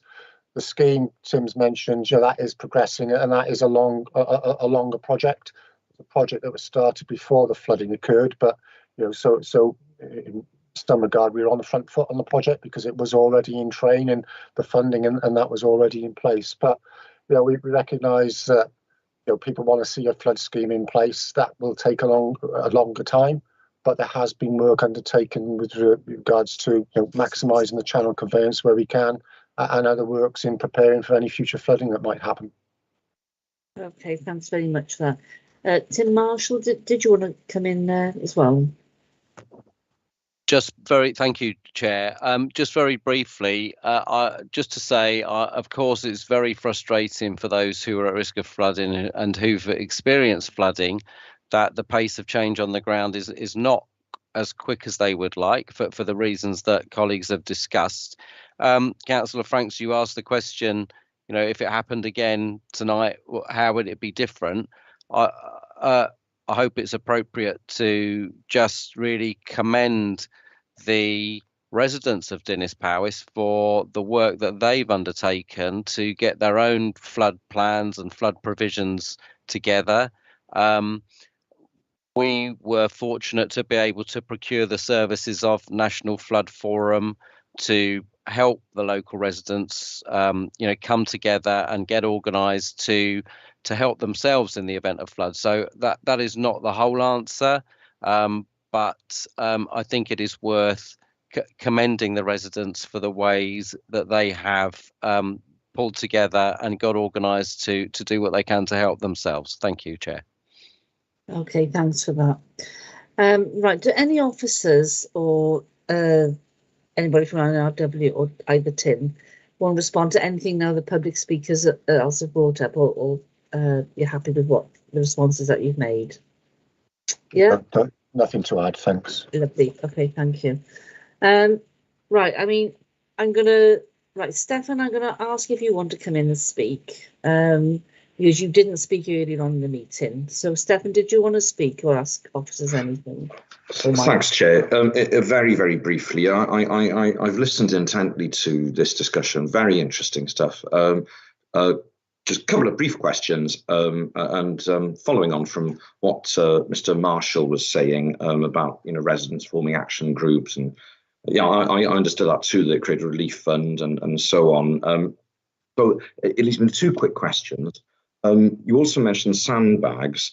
I was on the understanding that they're only available now in extreme circumstances. So then my question is, are they actually more available than that? Or is it that they're not very available? Second question, do we as a Vale of Glamorgan Council have an emergency plan to deal with flooding and care for residents and evacuation? And if not, shouldn't we be producing one?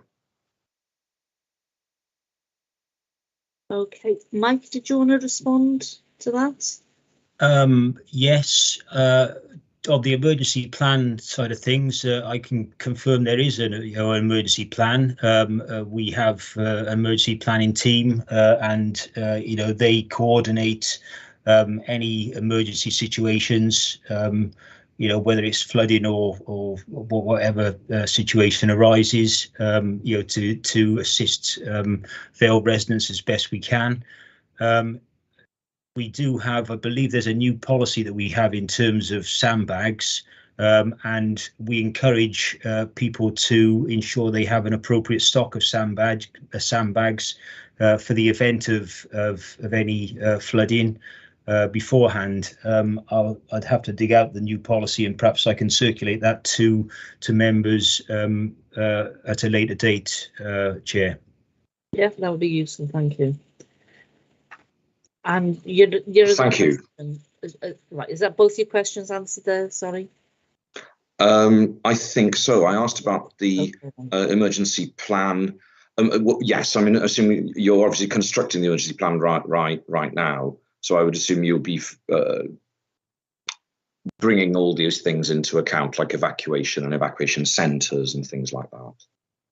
Well, to be clear, there is an emergency plan in place to deal with a variety of issues, and that's been in place for years, Councillor. So right. And that we would have used that emergency plan in trying to deal with the situation on the night of the event. I think our emergency planning team have also been liaising with the community. I don't know whether it's the Flood Action Group, in order for the community to prepare their own response plans to flooding and be prepared should the situation arise again. I'm not sure if that plan is complete, but I suspect it is. Okay, thanks very much. Andy, did you want to come back in briefly? You have spoken a couple of times, so is there anything else? I'm aware of that, Chair, but thank you. Just if you give me a couple of seconds, I wanted to say that in response to some of the things which have been said, I think the residents of Dinas Powys are actually more interested in what happens in the future, what the Vale do and what NRW do and Welsh Water do to help alleviate a future event or stop a future event happening. I think throwing muck around at this stage isn't helpful, and blaming people isn't helpful. What we need to do is get positive results out of this. If we get positive results out of this, it's a win. Thank you. Okay, I don't think anybody was blaming members of the public for this. Okay, Councillor Gwyn John. You've been waiting there. Did you want to have come in at this point? Thank you, Madam Chairman. I don't know if I've missed this one, but would floodgates have been a help on this? Because, I mean, in Llantwit Major and Llanmace, residents had floodgates fitted by NRW, and they've been a great help to some of the residents, which were flooded back in the early 2000s and late 90s. 1999, and since floodgates were fitted on their properties, they've not been flooded since. So I pose that question, would they have been suitable for this flooding? Because I don't know the detail, having not seen it myself. Thank you. I'm not sure who wants to answer that. I know there was some mention of floodgates. I know. Yeah, Chair, I'll just pick up on that. Yeah, and thanks, Gwyn, for raising that. Just to confirm, that's what we have been referring to, the property level protection and the flood resilience measures, and that will incorporate flood barriers, as you've alluded, Councillor John, to assist helping reduce the risk to residents in the future. Albeit, I suppose it's a short-term measure to try and address concerns. So we're going through that process at the moment. I say in Sully, we're actually looking to implement those measures from this February. In Dinas Powys, we're a little bit, we're still doing the survey works, and we need to put the business case together to hopefully get further funding from the Welsh Government in the new financial year. Okay, thanks, Mike. Right, Stephen, did you have something else to raise? Just a question. Am I allowed to? It'd be very brief. Yeah, that's fine. So it's directed to all the members of the who've spoken, both Tim's, Michael. Where do you see the goals within the next year or two? What would you like to see, there's a lot of things talked about. What's the targets? I know the target is not to be flooded, but what actions do you think would be the most important takeaways across the committee this evening? I know that could be a bit of a wide question as well. Okay, who wants to pick that one up first? Well, I'll step in and say that the first action that we'd like to see, obviously, is to move forward with the property flood resilience measures. We'd like to see more take up of those measures throughout the community. I fully understand why people are somewhat reluctant, but we would hope that perhaps getting the funding to implement those measures through various properties next financial year would be the first step in assisting and giving reassurance to residents in the Dinas Powys area. Okay, thanks, Mike. Tim, did you have anything to add either, Tim? I'm happy to add something, Chair, if I may, please. Yeah. Yeah, so for me, my top three things for the year ahead would be that we've actually started to implement the natural flood management in the catchments, that we've finished our review of our river channel maintenance regime, and actually we've shared those results so that we've got a regime in place that we're confident in, and that we've got public confidence in that maintenance regime. And finally, that we've managed to install those gauges in the river so that we're starting to collect the data that will inform the longer term strategic plan. Okay, thank you both. Thank you. I hope that's helpful, Stephen. That's great. Thanks. Okay. Right. Okay, I'm going to bring this item to a close. I would just like to thank our speakers for their patience as well in waiting before they did speak. And obviously, thank Tim England, Tim Marshall there from NRW for your input and answering people's questions. Really appreciate that. I'm sure all the members of the committee do as well. And also then a thank you to Mike and to Clive there for their input and answering questions then as well. So I'd just like to thank everybody for their patience there, and thank you for taking part. It's been a really good discussion, and we've had a couple of very good reports there. And I hope then obviously that we can feed this back then to obviously those affected residents within our communities. So I'd just like to thank you all very much.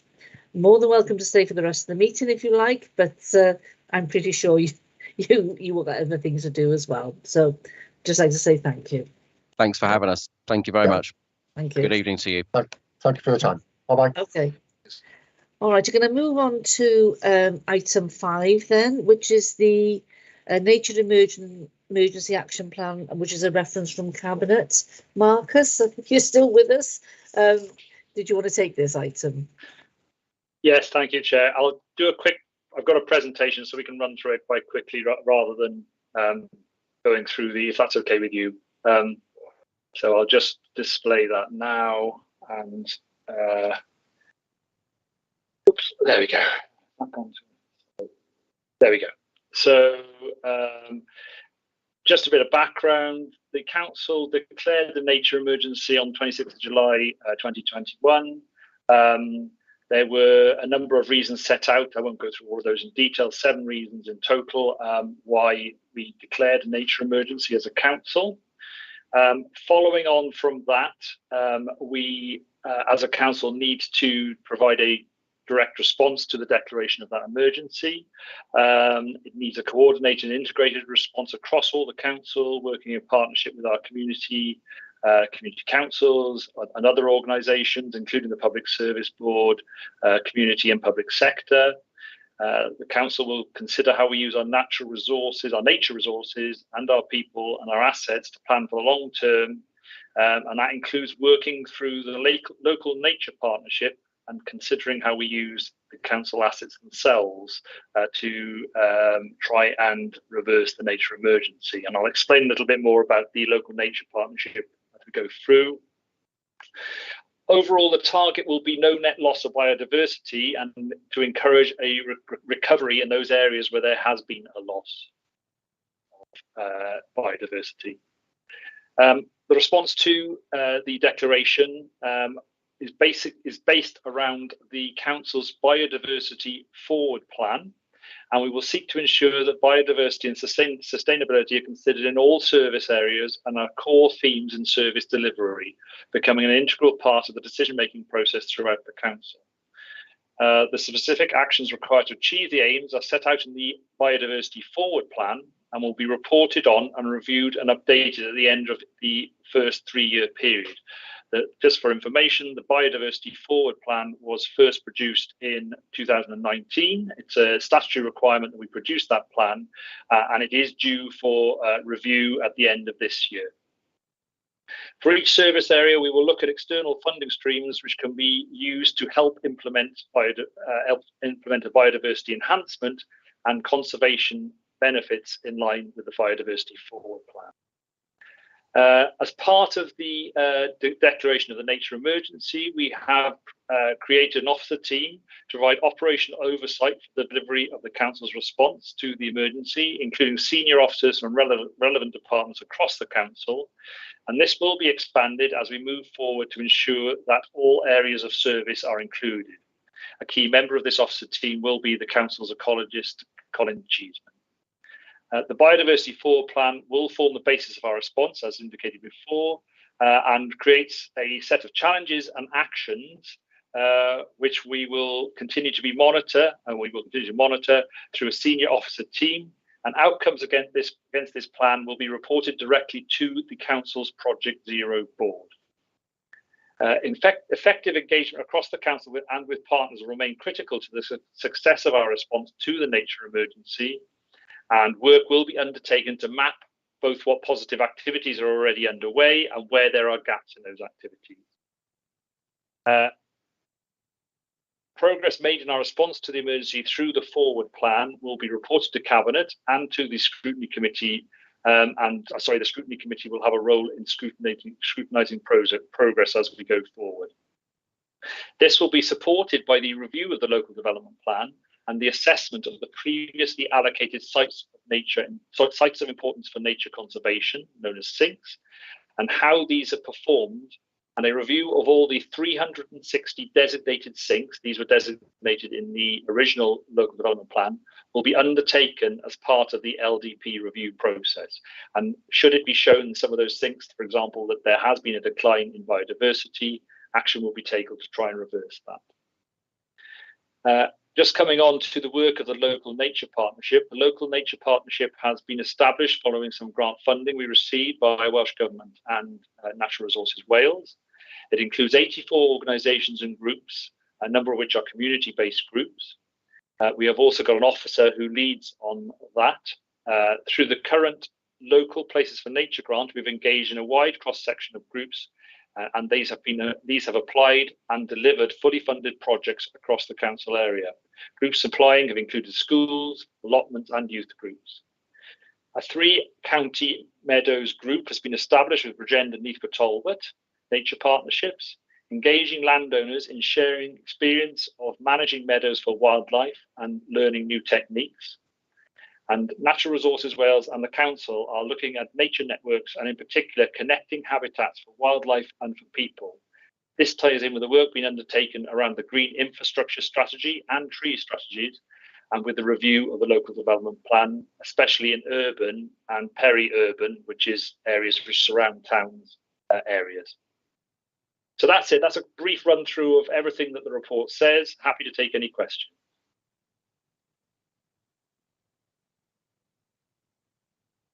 Sorry, my muted wouldn't come off then. Thanks for that, Marcus. Has anybody got any questions or views for Marcus? Gwyn, did you have anything to say? Yeah, just quickly. Thank you, Chair. Marcus, will this play a part now in all planning application decisions? Gwyn, it's fair to say, thank you, Chair, if that's okay to come back on that. Gwyn, yes, yeah. A number of the policies outlined are already covered by planning in planning decisions. Obviously, every decision that is made beyond local household applications is considered by the Council's conservation officer and ecologist. sorry, not conservation, ecologist, who will make any assessment on any proposals having regard to the biodiversity forward plan. So the answer is yes, but it has actually been done since 2019 when the biodiversity forward plan was in place, and previous to that as well. Yeah, thank you. Okay, thanks for that. Andy, did you have a question for Marcus? Yeah, thanks, Chair. I understand that obviously a lot of the people from the Vale, the officers from the Vale who are involved in running this scheme will have other jobs, other functions within the Vale. But how many officers in the Vale would you say are probably tied up with this one? In terms of delivering, sorry, Chair, I'll come. No, I wasn't sure if you were going to be able to answer that one. Well, obviously we have the two key officers are Emily, the local nature partnership officer, and Colin, who is our council's ecologist. They are leading that with our countryside team headed up by Steve Pickering in terms of a response, although Steve obviously has a much wider area of responsibility, as does Colin, in fact, although the nature emergency and the biodiversity forward plan are key parts of his work. Emily is leading on the local nature partnership and working with community groups right across the Vale, and indeed in terms of working with groups beyond the Vale and improving access for the public to nature. That is a funded post at the moment. We have funding until the end of 2023. We hope that funding will continue beyond that. That funding is provided by a combination of Welsh Government and Natural Resources Wales. In terms of delivering the nature emergency response, that's the responsibility of all officers in the council, in the same way as we would expect the Project Zero response to be the responsibility of all officers in the council. So directly, there are two officers specifically involved in this, but I would say that every officer of the council should be looking at ensuring that any decision they make is seeking to take account of the Nature Emergency Declaration, as we have done so with the Climate Emergency Declaration. Thank you, Mark. Okay, thanks for that. Have we got any other speakers? No? Okay. Well, I think as a committee, I think we're happy to endorse those governance arrangements. And then we look forward to sort of future updates as they come down through to committee. So thank you for that, Marcus. Thank you. Okay, the next item then is which is item, oh, sorry, bear with me. Item number 6, which is the draft public participation scrutiny, which is, again, is a reference down from Cabinet. Oh, excuse me. Sorry, I think it's Tom and Rob. I think you're going to take this for us. Yes, thanks, Chair. Good evening, and thank you for taking this reference. As you say, it's a report of the leader of the council at the Cabinet meeting where they were considering this item. Councillor King, the Cabinet member, suggested that it would be useful to refer this to your committee as part of the consultation process that we're currently underway with. So we're here to talk this evening, and I'm joined by Rob Jones, who's the council's communications manager. Here to talk about the public participation strategy, which is looking to improve how we involve residents in committee decisions. And this is obviously particularly relevant to your committee, Chair, because you get involved in so many consultations, and obviously there's a high degree of public interest in the work of this committee, as we've seen through the agenda this evening. So we'll quickly take you through this slide deck and then obviously be happy to answer any questions. I think it's fair to say that there's a legislative requirement placed on us to now have a public participation strategy for post the local election in May, and that's been introduced by the Local Government and Elections Wales Act. But the legislative requirement belies the fact that as an organisation we have been looking to enhance the way that we have been involving, engaging and consulting with citizens and other stakeholders. So this is really just an opportunity to wrap that up, and it supports the delivery of our corporate plan. We're looking to obviously make sure that we're able to feed back from to residents and listen to what's happening on social media and as part of previous consultation exercises. And this is about enhancing that relationship. So I'll hand over to Rob now to quickly walk us through the contents of the strategy, if I may. Thanks, Tom. Members might be pleased to hear I'm not going to go through the strategy line by line. There's a link to it that has been circulated with the papers, and there's the covering cabinet report that offers a bit more context to it as well. What I will do is quickly walk us through, I suppose, the thinking behind it, give a bit of an insight into the process, into how it's come together, and then highlight some of the key actions within the draft. The objective is fairly straightforward, and as it says on the slide there, ultimately what we're looking to do is try and ensure that as many people as possible have the opportunity to participate in decision making, and enable them to sort of meaningfully shape what it is that the council does. What we're talking about there, I suppose, is the whole gamut of decision making within the council. It's everything from formal, the democratic-led processes like committee tonight, through to some of the formal statutory consultation exercises the council runs, and then some of the more informal and sort of community level public engagement work that we run as well. There are 3 principles that run through the strategy. These are inform, engage, and feedback. When we're talking about inform, what we mean is to be transparent with residents and other stakeholders about how decisions are being made. One of the key things we've learned from some of the feedback that we've had to consultation exercises and a couple of other exercises we've run over the last couple of years is it's often not entirely clear to people who participate, I suppose, what's up for grabs, what decisions and the extent to which certain decisions can and can't be affected. And one thing that we're committed to doing is making it a lot clearer to people when they get involved in something, sort of exactly what is on the table and how they can best shape it. There's a point obviously around making it as easy as possible for people to engage, about actually taking these processes to residents, and rather than sort of expecting people to come with us with their views, and perhaps the missing link in some of what we do at the moment is feeding back, ensuring that everything is a looped exercise, so where people are taking the time to get involved, where they are sharing their views with us, where they are having some input into a process, we make sure that every person who participates gets some feedback on what's happened as a result of that and how decisions have been affected.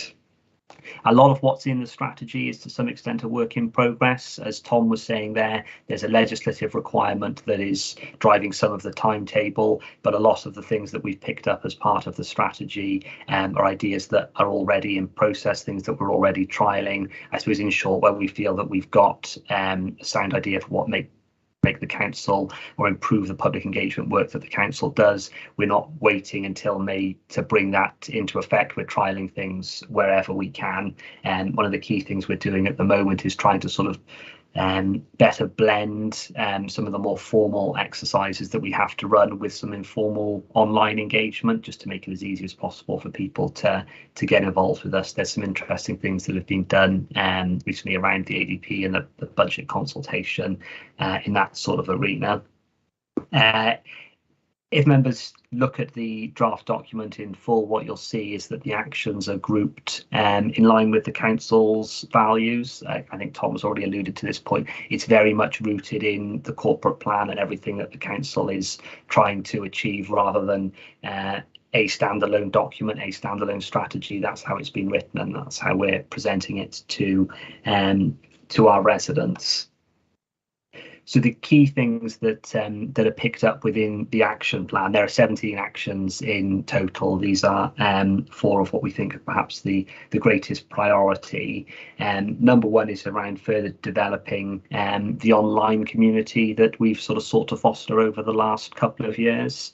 I suppose it was a natural consequence of events over the last 2 years that the vast majority of our engagement work moved online. Everything moved to a sort of an online first model. What we've seen from that is actually we can reach huge numbers of people, and there are already very engaged communities within the Vale of Glamorgan that have some sort of presence online. What we're seeking to do now is tap into those, bring them into conversations in the same way that sort of we would have done community groups in the past. And we think this is potentially a really good conduit to get community views into the organisation. And again, these are groups of people that could be, if we can sort of work in a collaborative way with them, and give us a conduit to get that feedback back out into communities as well. There's a big strand of this around the sort of formal decision-making processes of the council. There's work members may have seen over the last couple of weeks. We've started a sort of understanding planning campaign, which is running online at the moment. That's a precursor to a bigger programme of work that would follow to help try and prompt a greater understanding of the roles of cabinet scrutiny committees. There's a new e-petition process that will come in from May, so to make it as clear as we possibly can, with sort of specifically looking to get information out to residents on this one, and how those formal processes work and what avenues there are for residents to get involved there. It's also a very important point that runs through the strategy around the sort of no voice left behind, is how we've termed it. What we're talking here about is, I suppose, paying extra attention wherever we can to ensure that we're sort of facilitating the participation of all groups within the Bailey of Glamorgan. A conversation we have a lot within our team and sort of within it's an interesting discussion at Insight Board on this recently, is this notion of, we used to previously talk about hard to reach groups. I think we fundamentally believe now that there are no groups within the Vale of Glamorgan that should be considered that. Actually, we have the tools at our disposal to reach all stakeholders, and whatever their characteristics may be. And it's a really important theme that runs through the strategy of how we ensure that we're effectively mapping those stakeholder groups at the start of an exercise and making sure we've got a mechanism in place to reach them. And then finally, it's the point that I picked up on earlier, which is making sure we've got a consistent methodology that runs across exercises of all sizes, to make sure that everyone who participates receives some feedback on how their views have been used, and that we have then sort of broader mechanisms to kind of broadcast the result of participative decision making, so everyone is clear that there are many ways in which people can affect decisions taken by the council. That's a very quick run through of what is contained within the draft. The sort of key dates now: the consultation period will end on the 8th of March, and the report will go back to Cabinet, ahead of it then being finalised and launched later this year in May. As Tom said, I think we're more than happy to take any questions now on what we've covered in the presentation there, or anything that's covered in the full document or the cabinet report. Anything that's said obviously now during this meeting will be used to inform the consultation period, and members can also of course feed back through the consultation process that is open to everyone else. There's information on the website and mailbox etc that's set up, or I'm sure comments could come through in writing to Tom or me direct as well. Okay, thanks Rob for that, and for Tom as well. Has anybody got any thoughts or comments at this point? No, they all seem quite quiet at the moment. Right, well I think what we can do, oh hang on, Andy, did you want to come in? Yeah, I didn't feel I could be left out on this one. Basically, do you have any system in place for assisting people who aren't very good with IT? For instance, an awful lot of this seems to be revolving around quite a high level of sophistication with the use of IT websites, etc. How can we actually achieve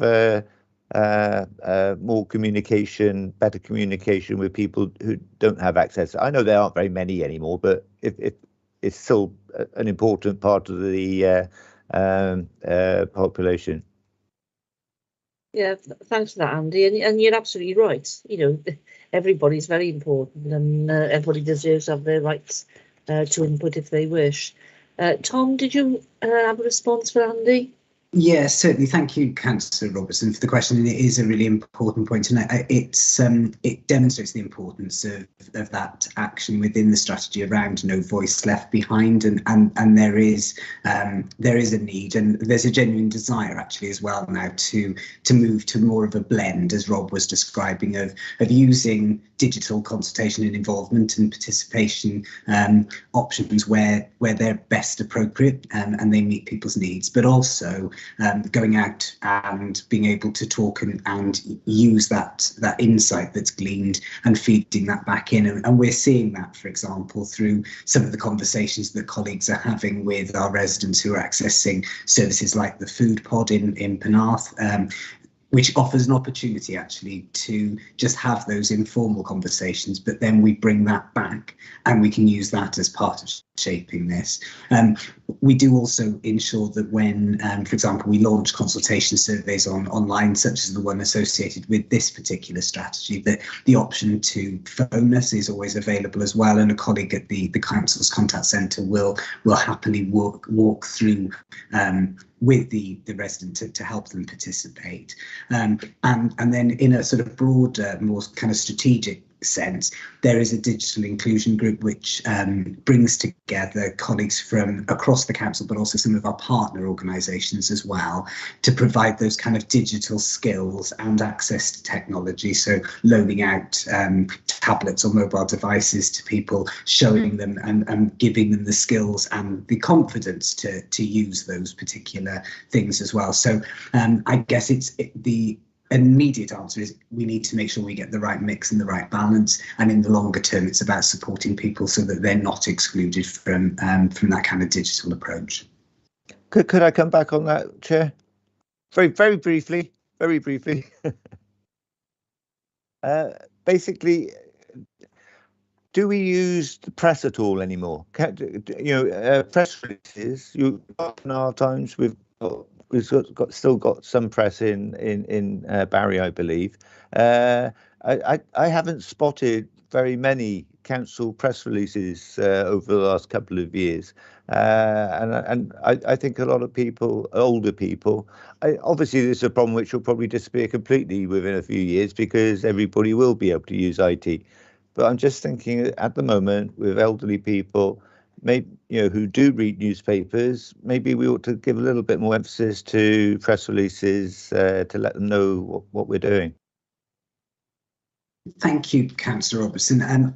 I can I don't have the actual numbers of releases to hand immediately, but with your permission, Chair, we can circulate some details to committee members tomorrow. I would say, Councillor Robertson, that we do still place a particular importance on press releases. The team look at ensuring that there's as much opportunity to issue press releases that are targeted both at local press, but also then at the kind of regional and national press as well. And I'm grateful to Rob and colleagues within the team for continuing to do that. I'm pleased as well that we've got the ability to measure how many people those press releases actually reach as well through various different types of media. So as I say, with your permission, Chair, we'll put together some data around that and we can circulate that to committee members without any problem at all. Thanks, Tom. That would be great. Right. Thanks, Tom, and thanks, Andy. Michael Morgan, have you got a question for Rob or Tom, or both? Yeah, well, question, observation, perhaps, because I know how difficult it is occasionally for you to get responses to consultations. I think about this quite a lot. And it occurs to me that there's perhaps more that we as elected representatives and members of community councils can do to assist in engaging more with our communities, because that's what we're here for. And I like the words in your report here about no voice left behind, because that is important. And as Andy says, we can't rely on the press anymore. We can't necessarily rely on social media.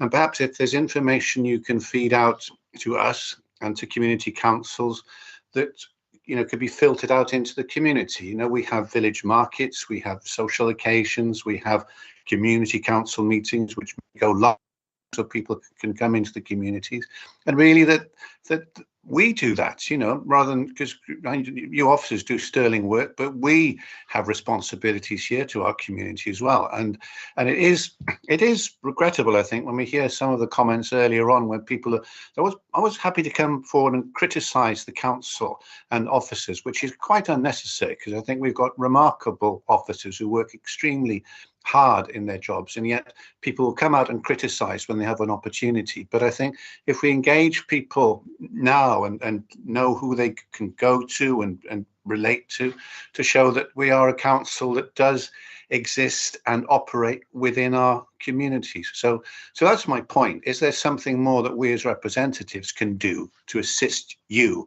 in getting this information out? Because we are here on the spot.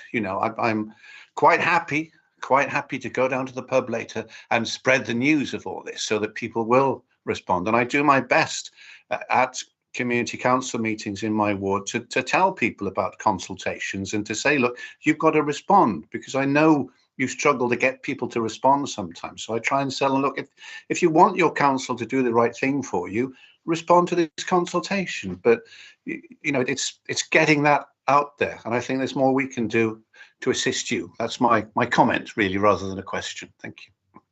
Okay, thank you, Michael, and thank you for your comments. I mean, I've fully endorsed what you said. Quite often you only ever hear the negatives about our hard-working officers, and not always the successes that they have as well. I'm going to bring in Councillor Gwyn John. Gwyn, did you have a point to raise? No, I didn't. More a point. It was more of a agree with Michael, actually, because that's all you do find, as you said, Chairman. This problem out in the community is quick to criticise, but they don't know the true facts most of the time. And I hear this in community council, in the town council and the community councils I go to. They're very quick to condemn decisions made by the county, but at the same time they don't realise where the decisions are coming from. And quite honestly, this is a problem, basically. There's far too many councillors are not educated with the facts of what we actually do as a Vale Council, and I don't think they're quite aware of this. And I hope that this actually brings forward a lot of opportunities. This is an opportunity for people to actually play a part in the decision making, but at the same time, they're not the final decision makers. They just come in, and like we've had tonight, they've discussed things with us. But at the same time, it was said earlier this evening about our officers doing nothing in the flood situation down at Dinas. But as the officers said, we're not the emergency services, and people aren't aware of that. So I look forward to responses from the public on this. It's a great opportunity. And as Michael said, they're very slow in coming forward to consultations. So this is an opportunity now that they're having to come forward. And good luck to you both. That was Chris Frankson. There's an election looming. That's why. Right, well, we'll leave that where it is, Andy. But thank you for that, Gwyn, and I fully agree with that as well. I'm going to bring in Councillor Liz Bennett now as the Cabinet member. Liz, did you want to come in and say something at this point? If I could. I think over the last couple of years, we've all realised how important it is that we have effective communication and two-way dialogue with residents in the Vale, because only then can we provide the services that they need. Only then can we understand the issues that they're facing. And Tom mentioned the food pod earlier, which was an initiative that was born out of research done by his team, looking at the impact of COVID on communities. And so it was evidence-based, and we said, well, what is it that we can do? And you know, it's. I don't know if you can call something that supports people that are in real difficulties a success, but the success that's been for me is the conversations that are held with residents, and this is residents right across Penarth, on an informal basis 3 times a week. And those conversations have helped us to understand and to help people. It's helped us to understand the complexity of people's lives. It's helped us to understand how they are juggling their money to try and help it eke out, and to help us understand how we can support people without being seen to be patronising or superior in any way. Actually being able to have conversations with people to understand what mental health issues they're facing, what caring issues they're facing, how all that builds up. And so sometimes we might say, well, you know, they don't answer our consultation. Well, actually, they've got a lot more going on in their lives than responding to one of our consultations. But we need to understand what is going on in their lives so that we can better serve them. And so those informal conversations, seeing our housing officers building up trusted relationships with people in our council houses, has been so rewarding to see them. You know, at the moment we're supposed to be careful about not going out because we might get attacked, we might do this, we ought to be careful. And I thought, well, I'm sorry, I'm not going to sit in my house and never see anybody, because you can't achieve anything if you do that.